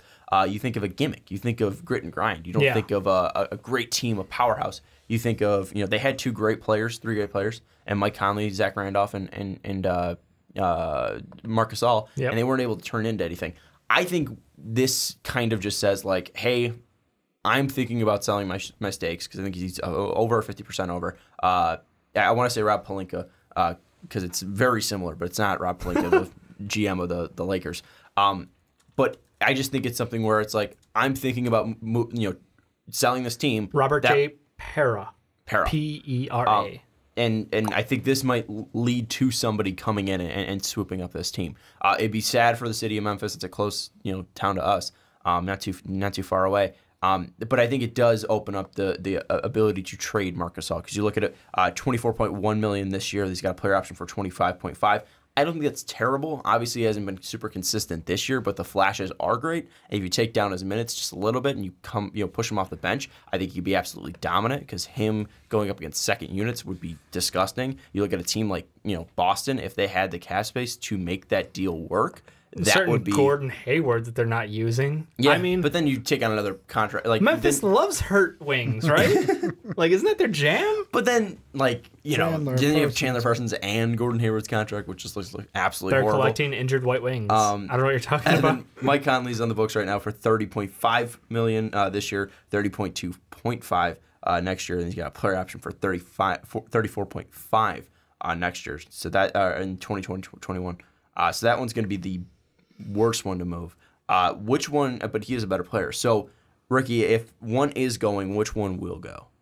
If I had to choose between Mark and Mike, I'm going to go with Mike. And the reason being is I feel like there's more. You know what? It's a double-edged sword. I'm going to say that. I'm going to say Mike because there's more, I want to say, use for a point guard. And there's more teams out there that are point guard needy. However, the double edge of it, Marc Gasol has a player option for next year. So if you're somewhere where like, hey, he's going to hate it here, let's trade for him and he'll not take the player op. And then look at how much money we have. Like if you're one of those teams trying to get some cap room, like let's say you're Washington and you're like, we just want expiring contracts. Well, let's get Marc Gasol for the last half of this year. He's going to hate being here. And then we get that almost $30 million off the books. That's where the two sides where I would go Mike Conley, not Mike Gasol. Mike Conley gets moved because a team like maybe Utah or a team like Detroit or a team that needs a point guard or could use a point guard might go after him because of what the skill set is in the NBA right now. My thing with Gasol, possibly getting traded and then, not liking it and not picking up his player option, the biggest thing with that to me would how much money are you going to get after? Like with a new contract? Like it's a team going to pay you what you were getting. That and injuries. Yeah. It's just because, he has had injury issues before, and then if he does get injured, there's no way he's not taking that. What were you saying? I got a spicy meatball for you. Throw it out. I think Mike Conley, I agree, even though there's a lot of teams that have point guards out there that are decent, but I know a desperate team looking to improve this year. And that's the New Orleans Pelicans. They've got Nico Mirotic, who I don't think they want to pay next year. Mm-hmm. I think his injuries and his defensive weaknesses have led them to be like, you're good, we like you, but we've got Randall. We can't have you and Randall both on this team. So I think Nico, Solomon Hill, pick Mike Conley. Mm-hmm. And it works out. It does. So how would you think that would work out, at least for New Orleans then? Awesome. Because obviously we talked about Drew. We talked about how he played with Rajon. Exactly. What do you think that would take this to this team? Because when you see Drew and good old AD out on the floor, they dominate. They're one of the best teams, at least when those two are on the floor. When they're off it, or I think one of them's off it, they drop from to like a negative 15 net rating. I think they're like a plus 15 with both of them on there, and then a negative 15 rating out there. What would Conley do that would help this New Orleans Pelicans team? He does everything they want. He plays pretty good defense still. I mean, I know the knock on him is his health as well, but I think he's still playing pretty good defense. I think his shooting, not as good as everybody wants it to be. He's still a good shooter. He's still able to stretch the floor for this team. Gives them another guard in that backcourt who can defend 1 through 3 pretty well. So like he and Drew next to each other, guess what? It's like another like FU to the Portland Trailblazers. Like I would love to see that matchup again, just for the jokes, to be like, oh, Portland Pelicans again. How's this one gonna work out? It's gonna hurt. Mm-hmm. It's gonna hurt a lot. I think it helps them match up against teams like that. I don't know that they could beat the Rockets, but I think that adding Mike Conley to this team puts them in that conversation. Now, I know James Harden right now is in the hottest streak we've ever seen in our lifetime, but he won't be that way. I don't expect him to be playing 50-plus points a night in the playoffs. I think that Chris Paul, James Harden versus Mike Conley, Drew Holiday is a closer matchup than a lot of people expect because Anthony Davis just completely unbalances Clint Capella. Yes, he's good, but Clint Capella can't touch Anthony Davis. So I think that three-man matchup versus the Rockets, way in the favor of the Pelicans. They have depth on their side, which is not something you get to say often as a Pelicans fan. You have Drew. You have not Drew. You have Julius Randle off the bench, or they can run with that interesting starting lineup. Randall at the 5, AD at the 4. Yeah. Well, that's like I'm going to take your Western Conference team and raise you one. You know, it's a different one that I could also look at. Same situation, well, similar. They're in the one I'm looking at is in the playoffs right now. If it started today, Utah. We'll take Mike Conley. We'll give you Derek Favors. We'll give you Dante Exum. Where Exum hasn't performed well in Utah, in Memphis could be a change of scenery, could be a good place for him to just get his mindset and maybe be the player that we thought he could be, or make a good player in Memphis. And then Derek Favors could be a guy where it's like, hey, this now keeps Jaren Jackson at the 4, and he could be a veteran big that you can play along with Jaren Jackson. And also Memphis would probably get like a 2020 first, or not this year's first, and next year's first that has like maybe a top 15, top 20 protection to it. Interesting. Why do you think that Utah needs to make that move? Like, part of me looks at it where, first off, Ricky Rubio's number 1. Could be gone at the end of the year. So this could be a little bit of a preemptive, like, hey, if Ricky leaves, we still have a point guard to play with Donovan Mitchell. Second off, Mitchell needs help. Like, he does. And this is a team that was out of the playoffs. Now they're in the playoffs. Are they just going to be, hey, we're going to sit on our laurels. This is the team that Quinn Snyder can get into the playoffs. Or could they say, hey, Memphis ain't using them. We can use them and make a not playoff run, but get into playoffs. And then once we get into the playoffs, I'll hold bars. Yeah, anything can happen. They beat OKC last year. And right now they'd be paired up against Denver, which, yes, Denver's been insane this year. Yes. But let's see what happens in the playoffs with a Denver team that's never been there before. Well, this collective unit hasn't been to the playoffs before. I think the thing with Utah is just they're not a team that makes too many trades, and especially adding someone who has that much money onto their contract, I don't know if that's going to be the best way to spend the limited salary that Utah is always playing with. Because I think the cap's like, what, near 129 million? I mean, so that means Conley's taken up like, what, about, I hate doing math on a podcast, 30% of your, Yeah, he's got 30 mil this year. 25% of your salary cap? 30 times 4. But I mean, think about it though. You're getting rid 120. That doesn't help me out. You're getting rid of the 9.6 mil that Exum would be. Yeah. And then at the end of the year, like we already talked about in our first segment, Ricky Rubio is are we thinking he's going to stay in Utah? Like, there's a chance, but honestly, like, do you honestly it's not think who's going to stay. It's just your Rubio's worth like $12 million right now. 14.9. 14. So you're adding double that worth of salary. It's more about the salary for Utah. It's not about who you can bring in. It's how can you keep depth on this team and keep you under the salary cap. Because Favors is going to come off the books. Rubio is going to come off the books. Yes. And Yeah, I don't but think Favors would be in this deal. I know, but I'm saying if you don't make this trade. Yeah. I'm just saying if you don't make Favors this still trade. up for next year as well. Yeah. So he's Is he? I thought he was one year 16.9. deal. No, he's got 2. Okay, Yeah. my bad.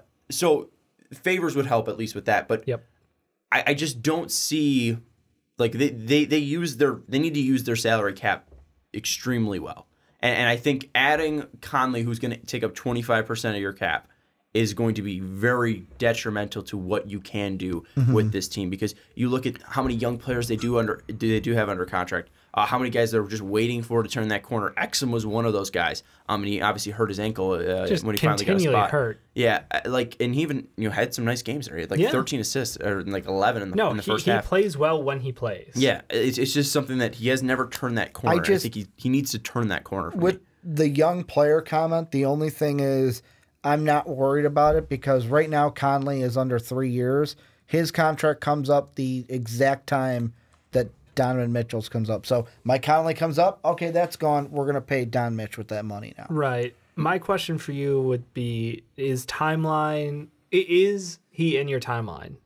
For Mike Conley, the for Utah the Jazz. Grizzlies or for the Jazz, Because I that's a think team so. where I'm like, you've got 2 great pieces in Gobert and Don Mitchell. Yeah. And I want to say that you should just sit on it and build my thought. up, because there's no way you're going to win against 5 All-Stars this year.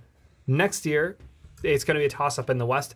So I think maybe there's a chance next year that could be interesting. But then they would lack depth at the 4 without Favors. I know he's a small ball 5 skill set wise. Yeah. So they run like double wings out there, which Jay Crowder's done an okay job.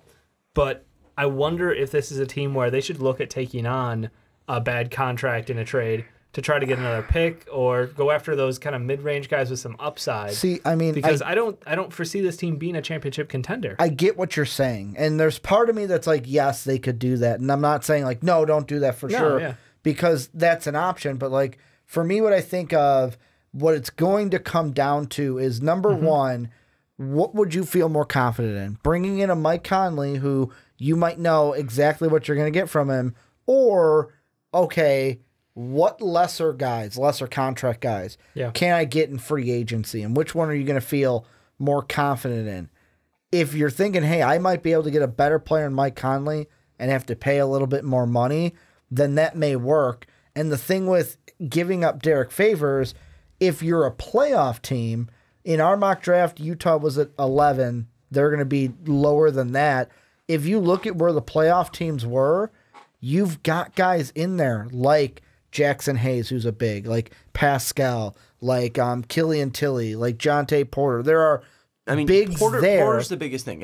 He's the one that's out. You don't look at fours. Yeah. I would say throw out Hayes because he's just another rim runner. And that's what I'm saying. Like there are 4s and 5s in that lower draft. You have Gobert. Fine. There's bigs. There's that 4. Those are there for you. And just because they're there in our mock draft, there might be ones that are a pick or 2 above that might fall there, and you can draft somebody at the 4 rather than saying we got to cling on to Derek Favors. My thing is just it's not. I know. My thing is just like if you get rid of Favors, I think you should leverage that to just clear up cap space and not to make a free agency move, just to give yourself that much breathing room between yourself and the cap space. Because then when you go into next season, maybe you can take on, if you're struggling, you can take on a bad contract to get draft picks, and you even load up again. Because I think this is a team like Utah. You're never seeing big free agents go there. You need to build through the draft. I don't think bringing in Mike Conley to eat up again 25% of your cap is an ethical way or a smart way to use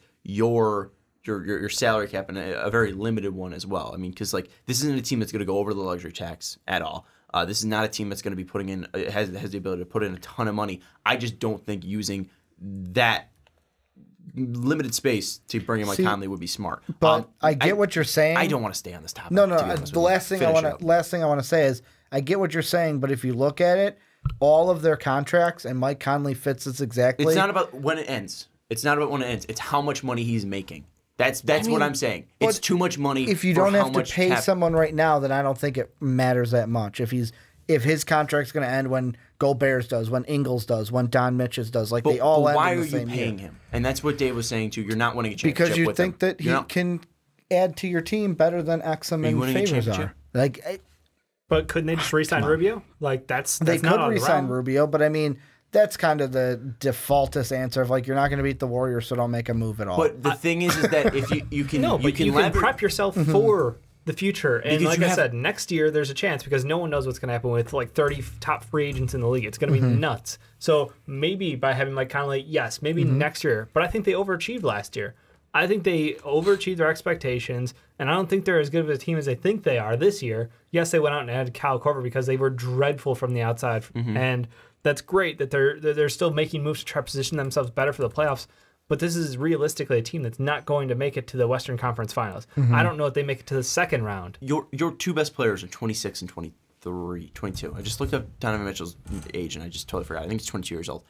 So your thing is he's 22. So he's not going to hit his peak until 5 years. And Gobert is going to still be in his prime when Mitchell finally hits his peak. So I just don't think there's a reason to go all in now to possibly get rid of, because if you take on Conley, there's less of an ability to take on more draft picks because you can, take on salary cap, take on more draft picks, and then hedge for the future. I think that's what you need to do is hedge for the future with these guys, and that's the biggest thing that I think you should do with your salary cap if you are Utah, and they've done a very good job over the past couple of years of doing that. You see again, they brought in Darren Williams, they drafted him. Carlos Boozer, they drafted him. Karolinko, they drafted them. they've consistently drafted the players that are on their team and consistently. How many are still there though? Like Darren Williams but that's gone. the thing is Boozer traded. Karolinko gone. Carlos Boozer was too expensive. They got rid of him.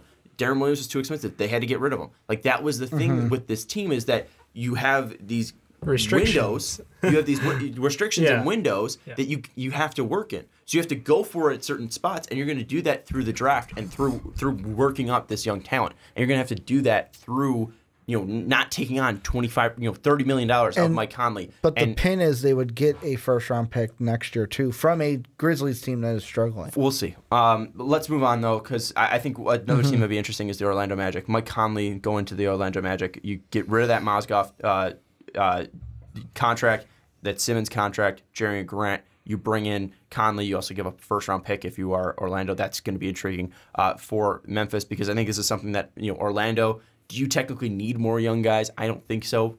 Go for it. Like, see what you can do in the playoffs. Like, finally get your team back into the playoffs, back into that action. You can, in this East, but, 6th down is not that, dangerous at all. I think you should just go after it. Mike Conley bringing a veteran presence to this team, I think that would be huge for this team. I think that's one of the traits that I liked at least because then you get Mozgov's deal off, you get Simmons' deal off, you get Jaren Grant's deal off, and there's no big contracts coming up for Orlando at all. And that's one thing that, like, this isn't a team that's ever getting free agents, but also this is a team that's kind of in a window where Aaron Gordon's already signed, but he signed for $21 million, and that's going to go down over the couple of years, so it's going to make the salary cap a little bit easier.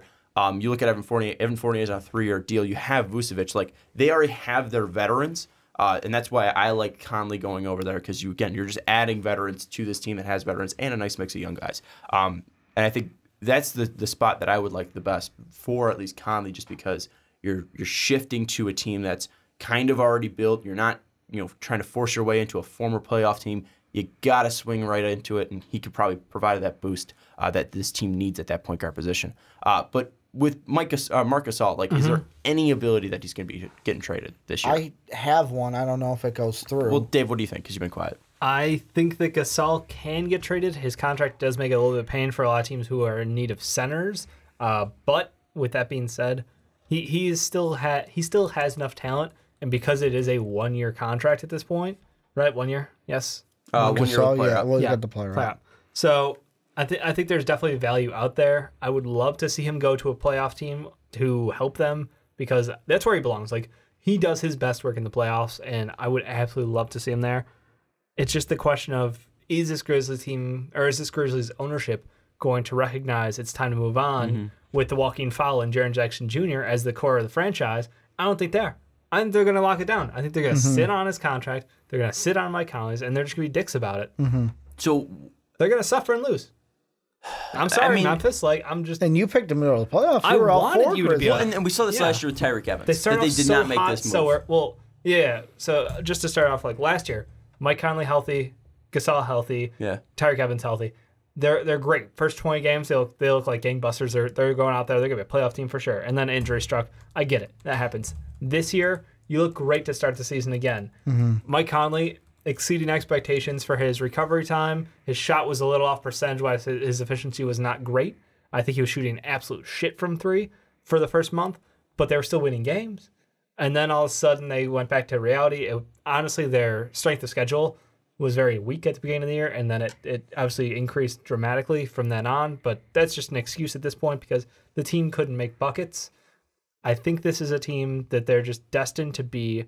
They're locked in with Gasol and Conley. I don't think that the franchise wants to move on from them because, like, well, that's our draw. Without them, where are we in the West? Because you're looking at teams like, I mean, even Phoenix has been at the top of the draft how many years, and they're still below us. Like, we can at least win games. There's some sense of respect. If they don't want to give up on Memphis, they're going to keep Gasol. They're going to keep Conley. I think the thing, too, that Memphis hasn't been able to do, and like teams like Phoenix hasn't been able to do, is obviously draft and keep consistency on this team. And I think the Grizzlies are doing it too much to an extent of keeping consistency on a team, and Phoenix hasn't done it enough, I think. And you look at a team like Utah, like, again, they have consistently moved down at the right points. I think that a team that might stick in that realm of not moving on quick enough might be Portland. You look at Dame, you look at CJ. I don't know if they're ever going to move on at the right point from those guys. They moved on from LaMarcus, I think, from the right point. Yeah. just because that team needed a change. They needed to clean up a little bit. That was a leap of faith, too. Because, I mean, you're talking about you had a great point guard and a great 4 on that team, and they were successful. They just knew what the cap was. They saw the line, and they're like, we're never going to get above this with this lineup. And I think that moving Gasol would be big, and I think that it would just be needed just to get kind of relief from this. I think you could probably keep Conley because he's still playing well. He's still, a fan favorite, and also he's a guy that I think he'll be easier to trade when it's an expiring deal. I think he's even a guy who, even if he plays out, like he would re-sign on a cheaper deal. Like that's why I was. But your he's deal going to be, with Magic? 34 at that point? Because right now I think he's 31. Yeah. So he's going to be around 33, 34 on that deal. So I don't know if so you can get him on like a JJ, not quite as cheap as JJ Barea deal, but a pretty cheap deal for someone of his talents. And if he holds up, that's pretty awesome. Yeah, I worry a little bit about that. Again, I mean, hey, it's not John Wall bad. But John Wall at that point is going to be 31, what Conley is now. So how healthy can he stay, John Wall, after he comes back from this current injury? $50 million healthy? He's only 47. I'm sorry, $47 million healthy? I know. But I just think that, again, Memphis has never moved on. And I think that now is just the time to cut it, even if you're not getting that value back. Would Washington move John Wall? I was just thinking about that. No, I was thinking, would they move him to Memphis? Yeah, that's what I'm saying. Oh. I mean, who would you would take Conley for John Wall? I mean, they'd have to throw something else in there. I don't know which way that would be worse. Who has to throw in something more on that deal? John Wall's contract is terrible in the future, but at least he's still in his prime. Like a couple. Mike Conley will be 34 by the end, and be only getting paid $34 million. The good thing is it doesn't matter because John Wall's hurt, so it's not going to happen. The Grizzlies would have to throw in picks because Conley's older. I think you're right. But he's cheaper. Yeah, but he's older. But he's cheaper. He might not that's the only bad thing of he's 31 right now, where he's going to be 33. I think at the end of that deal, 34. He'll maybe? be 33. Yeah. At the end of his deal. But he's cheaper. By maybe what, 17 million? It's like 70 million for Conley's remaining, I think. Again, don't trust me because I don't know anything about Conley has math. 32 mil the following year, and then 34.5. Yeah, John Wall's making 169 million next year for the next 4 years. So that's a pretty big difference. Yeah, the one that about $100 million difference. I would think that the Grizzlies would have to throw in some picks. Maybe I disagree with maybe that. one of them's a pick swap where it's like, hey, whatever. We'll think of it down the road. Final thoughts on Memphis and Mike Conley. I got one final trade to throw out. This is a Marc Gasol right. trade. The Rockets go ahead and get him. They give up Brandon Knight, PJ Tucker, Melo, and Gerald Green. Gives them enough cap to free up for Gasol. Plus, they have to add Gerald Green because then they get rid of that so they can bring in Fareed as well. And give Fareed. Well, no, I think they're getting rid of Nunnally. They are. To bring in Fareed. Then you can keep Green, and it's just which is good because you can shoot. Then it's just Melo, PJ, and Brandon Knight for Gasol and maybe some picks in there. So now you're gonna have Parsons and Melo on the same team. You got to add something though to that because I don't think you're getting any value outside of. Well, for the Grizzlies, it's just the Rockets. Brandon Knight's done after 2 years. Melo is $1.5 million that's off at the end of the year. Yeah. And then PJ Tucker's a guy where, it's 7.9 for 3 years, but that's a lot smaller than he's what a guy Marc that Gasol is. He's a guy that you just turn around and trade. Yeah. But I would value Houston's probably gonna have to to help you out because you're getting rid of a first and a second. Yeah, you're getting rid of the face of your franchise, and you're just getting PJ Tucker. Yeah. So you. There's going to be maybe. picks in there, but I mean, you gotta say these things out loud. Yeah, I said it first. All right, we're gonna wrap it up. So that's our thoughts on the Mike Conley, Marc Gasol situation. Let's move into our final topic, and that is Kevin Porter Jr., the freshman from USC. He just got suspended indefinitely. USC coach Andy Enfield said that Kevin Porter Jr.'s suspension is indefinite. He also indicated that there's a chance Porter could have played his last game for the Trojans. He was suspended for conduct issues. We'll reevaluate his future with this program this week. Kevin Porter was not playing for the Trojans. We talked about that. What was that? Mock draft time? I think it was 2 weeks ago. Yeah. We talked about that 2 weeks ago. He hurt his foot. It was a thigh bruise. We were like, well, he should be coming back now because he was out for a a while. Only played about 5 games to start the year, then sat out 2 games, then played against Nevada for 4 minutes, then got hurt again. He did end up coming back on January 10th, which I think it was like 2 days after we recorded that podcast in the mock draft. Went 2 of 7 from the field, 1 of 3 from 3. Had 4 rebounds, 2 assists, 4 personal fives, and 5 points. Was nothing great. And sat out the next 2 games for Oregon and UCL due to the suspension. So the first question is, how does this affect his draft stock? Obviously not a good look to get suspended indefinitely from your team. It's not entirely sure that he's kicked off the team yet. But Ricky, what comes to your mind when you hear that Kevin Porter Jr. is suspended indefinitely? Well, the first thing I think of is they're being very vague about it. Like, there are some where it's like the exact quote where he says conduct issues. There's some articles that say, like, they use the word, like, personal. And to me, I don't know exactly until I know exactly what went on. However, you can make assumptions without knowing exactly. And for me, this is one that it might not hurt a ton, but it'll hurt enough, because I feel like in the range where he is, it was like him, Culver, Keldon Johnson, that are all like packed together. You can either put like Darius Garland with his injury in there, DeAndre Hunter also, and now it might kind of push him to the bottom of that pack ever so slightly, just because this goes boop and puts a question mark next to him. Just a question mark, because we don't know exactly what conduct issue means in this reason or in this context. Yeah, I mean, like, we could be like right now coming out and being like, oh, he's outside the top 10. He's not going to be a top 10 draft pick, and we could just be coming out like he was playing video games too late or something like that. And he just, wore like, the wrong shorts USA to was practice. or something like that. I doubt it's that petty, but like it could be something very minor. We don't exactly know. Dave, what do you think, though, about his draft stock? Because my immediate reaction, I'll give my opinion first before we go to you, it was that he's outside the top 10 now. I wouldn't put him in the top 10 because the biggest thing to me is always what type of player are you and what type of person are you? How are you going to help your team? And I know, basketball in some ways is an individual sport, because if you have the best player, you have the most talented player, there's just an edge automatically. If you have Michael Jordan on your team, you have an edge, because he's going to give you 38. He's going to put up. He's going to be the guy that takes it to the next level during competition.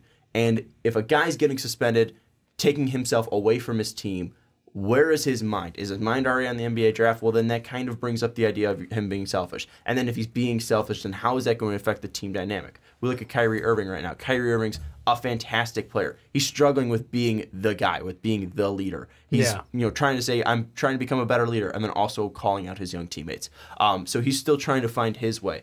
And I think, not showing that maturity, although it is very young, his kid's only 19 years old, is something that is at least detrimental to his draft stock to me right now.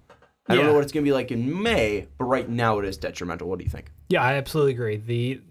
At the moment, with the information we have available, I would say he's somewhere between 7 and 10. I don't know. I'm putting him outside of my top 10 yet because we don't have enough information, and I still think the potential demands top 10 pick. You want to know what's funny? And I don't mean to cut you off. I'm looking at an article here from... Is it the Goodman one? Yeah. Fuck do you have that? Then you do. I was going to bring up. No, go ahead. Basically, there's 3 NBA execs where... Yeah. And the funny thing is, one goes, yeah, he's lottery anyways. Even if he played more consistently this year, could have been as high as top 3. Yep. There's another that's like, he's immature, he's undisciplined in every way, on and off the floor, he's wild. And then there's another that's like, hey, you know what? This is just made him, people dig more and more at him. He'll go 5 to 15. Like, 3 vastly different views of like hot, medium, and cold when it comes to it. No, I understand why, because there's so little information about him, so everything that comes out is instantly magnified. I think a lot of this will kind of work its way out during interviews, working up to the NBA draft, and that's really where we're going to see his stock settle in. But I agree. The guys like Keldon Johnson, who is busting his ass out there, looking had 28 great. Points today. Yeah, he looks great. He's intense. He's got a ton of energy. He's a good scorer, and his work ethic is there. Like, everything about him screams, this is a good guy for your team. Jarrett Culver, we talked about him a couple weeks ago. Guy's an absolute two-way stud, great potential, and yet he's right fighting that range. Even Nasir Little, working his way back, being more consistent with his playing time. I just think that Kevin Porter's potential demands, for me, he stays top 10. Where in that top 10 is depending on how much of a risk you want to take.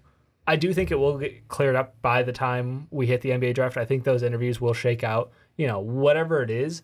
I think there's an issue with, they can't talk about it because he is a college student and there are some details that have to be kept quiet, but I do believe that it's going to be asked. That's the first question will be what happened? What happened, and are you healthy now?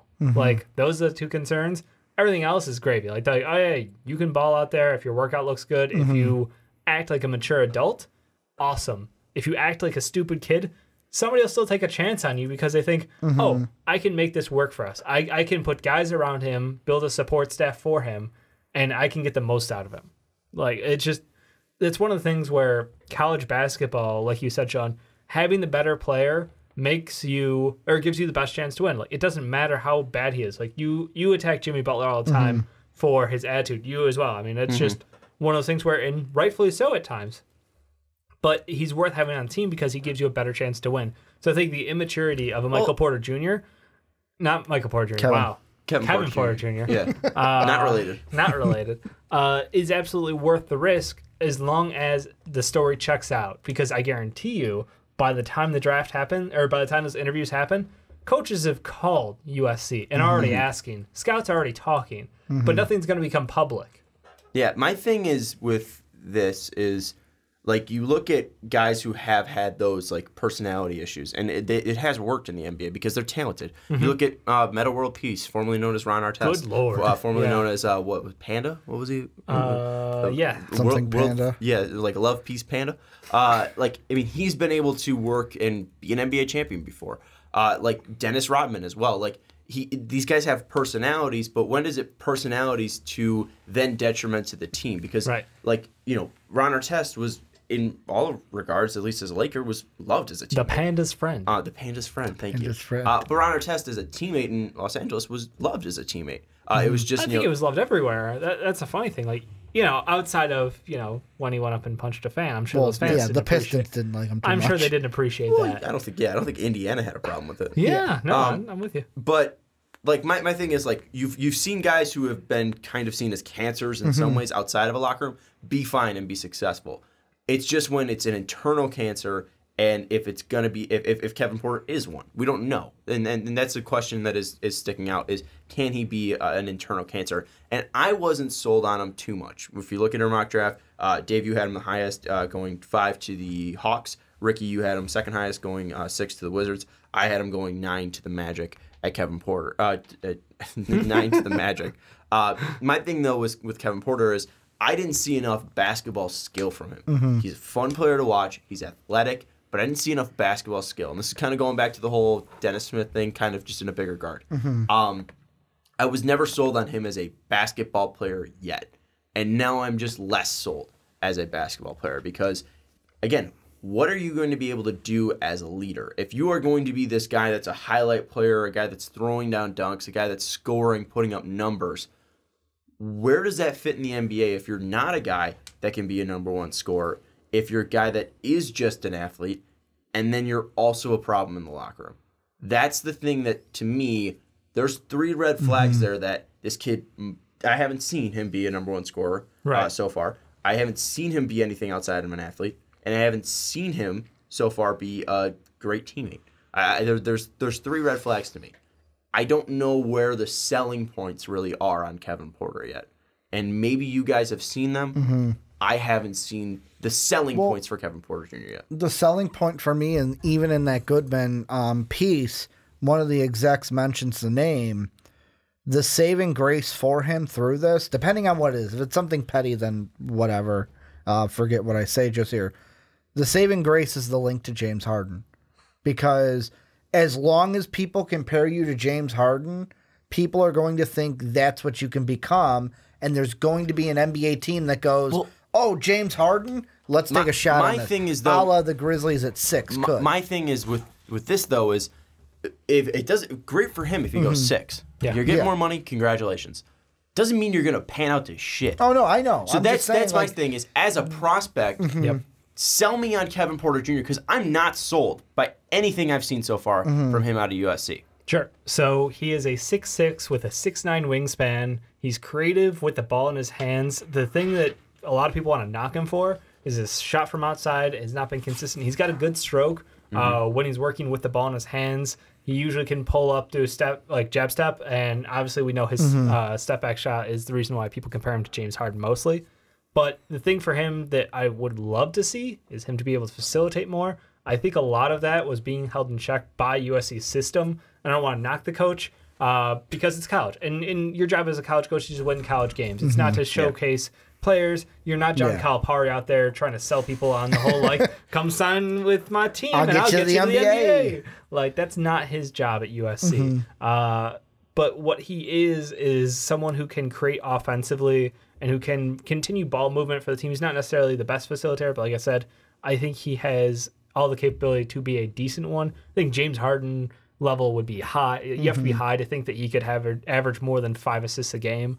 But I do think that he could have 3. You know, he's a reasonable passer. But the thing for me is just it's the offensive creativity. It's the fact that he can go get you a bucket if you need a bucket, and that will always have value in the NBA. A lot of people devalue just he's a scorer. No, he is a creator on offense, and if you get him in the right team, I think that absolutely he can translate the next level. I'm concerned if he goes to the wrong team and they try to use him like Ricky's saying. Well, here, what's the right team then for him? Is there a team out there that you can see in the top 10 that would be the right team for him? And let's real quick just go back to when James Harden was drafted, 2009, and let's compare a little bit of the stats. I'll be nice. I'll compare the freshman stats, right?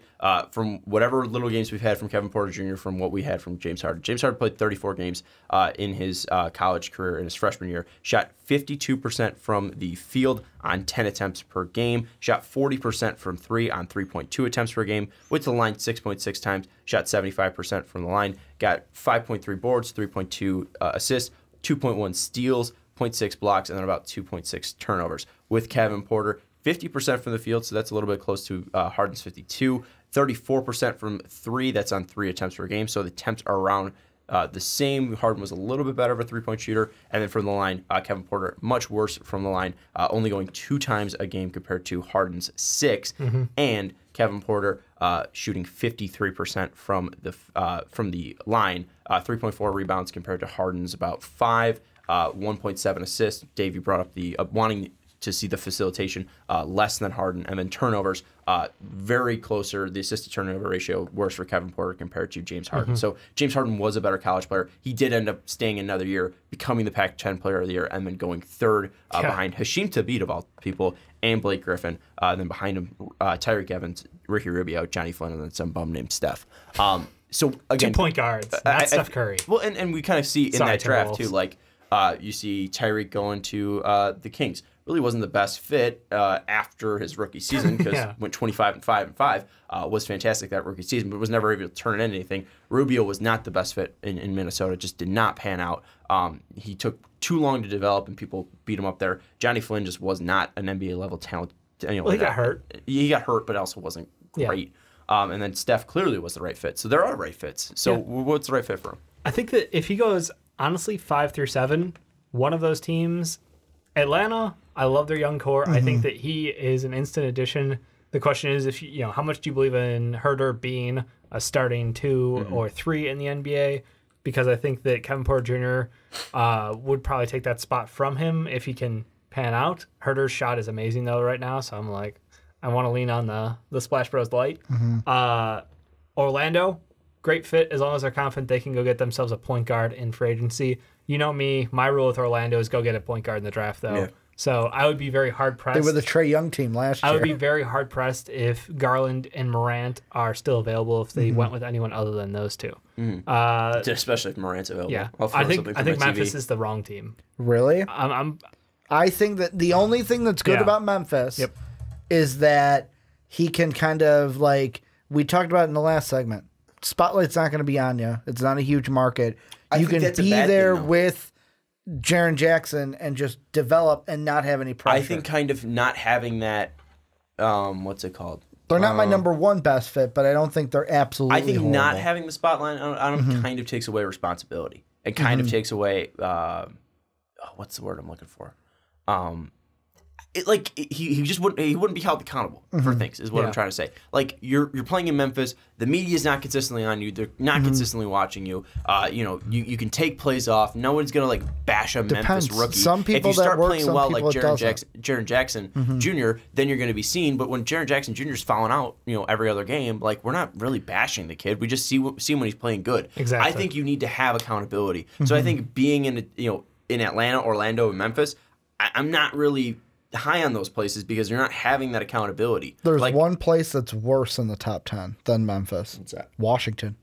I would hate for him to go to Washington. Stay away from the John Wall, Bradley Beal, like Scott Brooks drama that is going on in Washington. Also, they just took, a guard in Troy Brown who they have refused to play because they say he's not good enough. You know who I would really like for him? And this is if he fell. Detroit. I think Detroit working with Dwayne Casey could be a good fit. And the thing that I look at, the only other negative that I would say that Dave didn't is his 3-point percentage. I know it's only 7 games that he played in college. Isn't exactly where you would like it. But Dwayne Casey's a guy where when he was in Toronto last year, his star player, DeMar DeRozan, didn't really shoot lights out from 3. So he doesn't need a knockdown 3-point shooter at the 2 because he had DeMar DeRozan. And Kyle Lowry was almost at 40%, but that's pretty good. DeMar DeRozan was like diddly poo. DeMar DeRozan, another USC kid. But DeMar DeRozan didn't have the problems that I know. I just like saying it because, Here's the team that I think would be the best spot for him because I think he's outside of the top 10. So I think you can. You're going to push him back? Right off. Well, because you had him at 9, so that makes sense. That's fair. And then you drop him. Yep. I think there are the perfect teams for him at 11, 12, 13, and 14. Oh. Boston would be the best fit for him because you're having Brad Stevens, Danny Ainge, and it's not a massive. It's a big market, but it's not a massive market. Hold on, I know you're bringing up the Kyrie stuff. Just wait. I was just saying, where's his playing time going to come from? Well, you got Jaylen Brown in front of him, and in front of him, you got Marcus Smart. But here's the thing that I would say with that is make him work for it if he's coming off of a suspension like that. Jaylen had to work for his minutes, and he got gifted some minutes because of injuries. Jason had to work for his minutes and got gifted because of some injuries.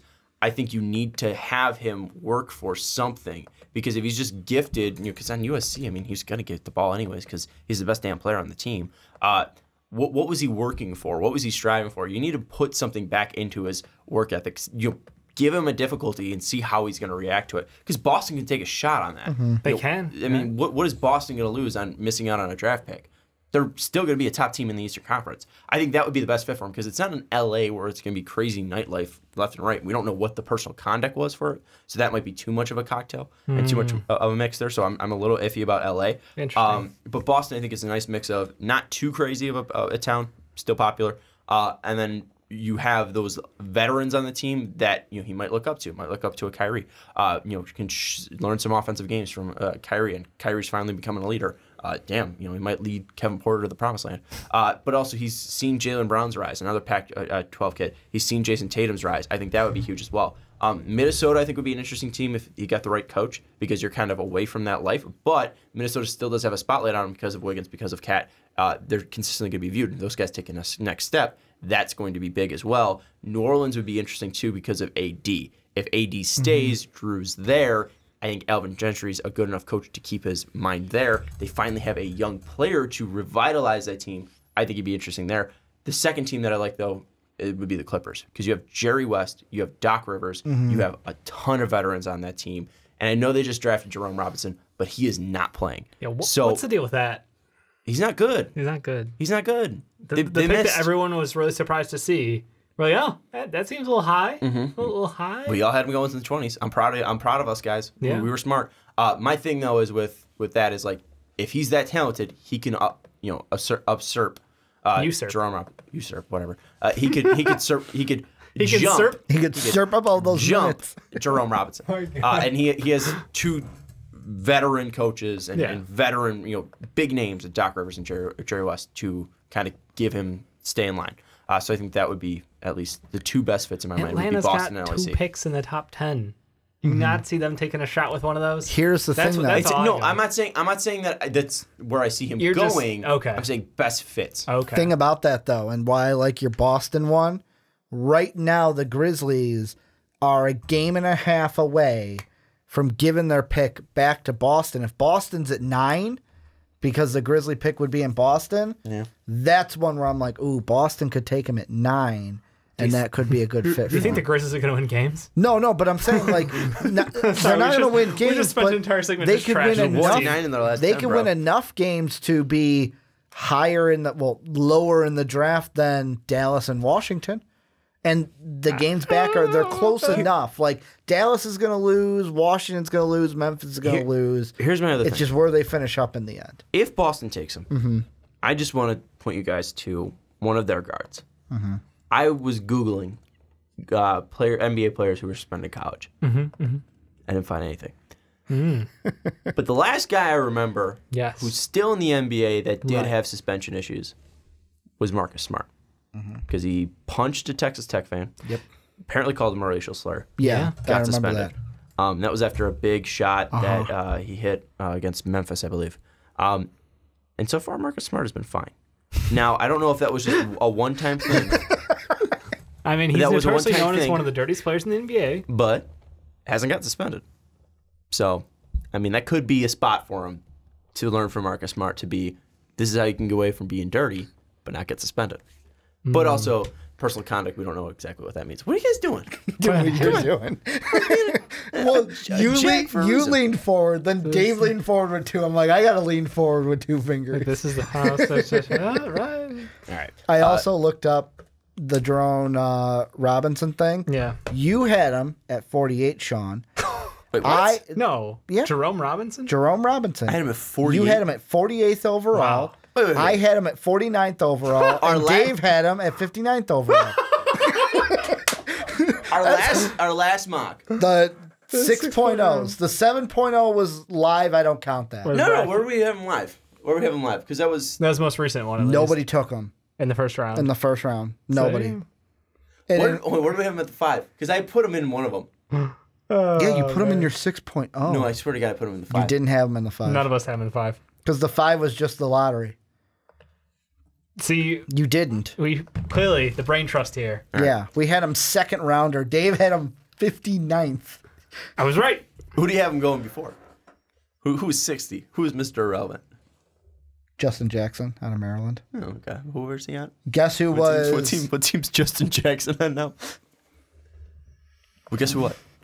What? You said guess who, and then you stopped. Oh no, I was also sorry. had 3 politicians drafted in, or Yeah. 2 politicians. He's on and the one. Kings. I thought he was on the Kings, but No, that's That's the other Justin Jackson. UNC Justin Jackson. oh, that's UNC. Yeah. Justin There's Jackson. double Justin Jackson. the Maryland one's in the G League. He was injured. Yeah, G League. I had 2 politicians drafted in that second The round, Lakeland as Magic. well as A a female. 1990. One was female, Uh-huh. and then one player from like the 90s or 80s. He was like the 70s. It might dude. have been, you're right. It might have been 70s. Anyways, I think that's where we're gonna leave the Kevin Porter stuff. I think it's gonna fall just because what does personal conduct mean? And I haven't seen enough from him as a basketball player to take him that high. He's an athlete, so he's gonna go lottery. But I'm concerned about what Your what I'm back hearing. half lottery, you're pretty locked. Yeah. You don't think that he'll creep back up again during workouts? And... For other people, yeah. Okay. For me, no. Okay. Unless I see something that is like what We're gonna hear the workout if we leaks hear of the like hit true- 97 out of 100 threes for the Boston No, Celtics. if we hear the true story from him, and we hear the Okay. true story from other sources, yeah. and it's not bad, then I'll. If be it's like fine he with got in that. an argument with a teammate or a coach or something, Yeah, like, if it was like a heat of the moment thing, I think that's fine. yeah. You want to know who you had at 59? Svi Mikhailuk. Dude is a baller. You had it at 59. He's a shot caller. little I think he even disrespectful. called that in the live second round mock that guy was going to ball the fuck out. Oh man. Svi Mikhailuk's a badass. Love that guy. Shout out to the Ringer for putting Jerome Robinson at 13 in their fucking mock draft. Love those guys, though. Shout out to KOC. Shout out to Charks. And shout out to Danny Chow. Great I people. think it was Danny Chow. Was it Danny Chow? We don't Last great year, I people. don't We know. don't know them. I can say great people. We wish we knew them. But also, they wish they had our mock drafts. Anyways, let us know your thoughts down in the comments down below. Are we starting Ringer beef? No, because we're too small. Let us know down in the That's how you comments get below. big, Sean. I'd say You that's start how the you beef. think. You pick beef with Come a at bigger me, company. KOC. We're like Wendy's. We're like Arby's. We got the beef. Have me on desktop, Concepcion. Let's go. I'll bring the spice. Ricky will bring Something. soup. Bring JR clam Smith chowder. in person. I'll wear a JR jersey and I'll bring the soup. Let us know your thoughts on Kevin Porter down in the comments below. If you've listened to this podcast full through iTunes or Blog Talk Radio or Stitcher, we appreciate you very much. If you are on iTunes, don't forget to rate us 5 stars. We greatly appreciate that. Also, check us out on patreon.com/mostvaluablepodcast. If you want to be on a podcast, if you want to throw shots at the ringer on a podcast, go to patreon.com/mostvaluablepodcast. Twitter, go to twitter.com/mostvaluablepodcast. Go to youtube.com/mostvaluablepodcast reel to sub. And that's about it. You can also buy t-shirts at mostvaluablepodcast.com and then go to our shop. That's going to do it. We're going to go watch some MMA and eat some Pizza. Some Zaz. That's gonna that's gonna do it for us here on the Fast Break Podcast. For Dave, for Ricky, I'm Sean. Shout out to the ringer.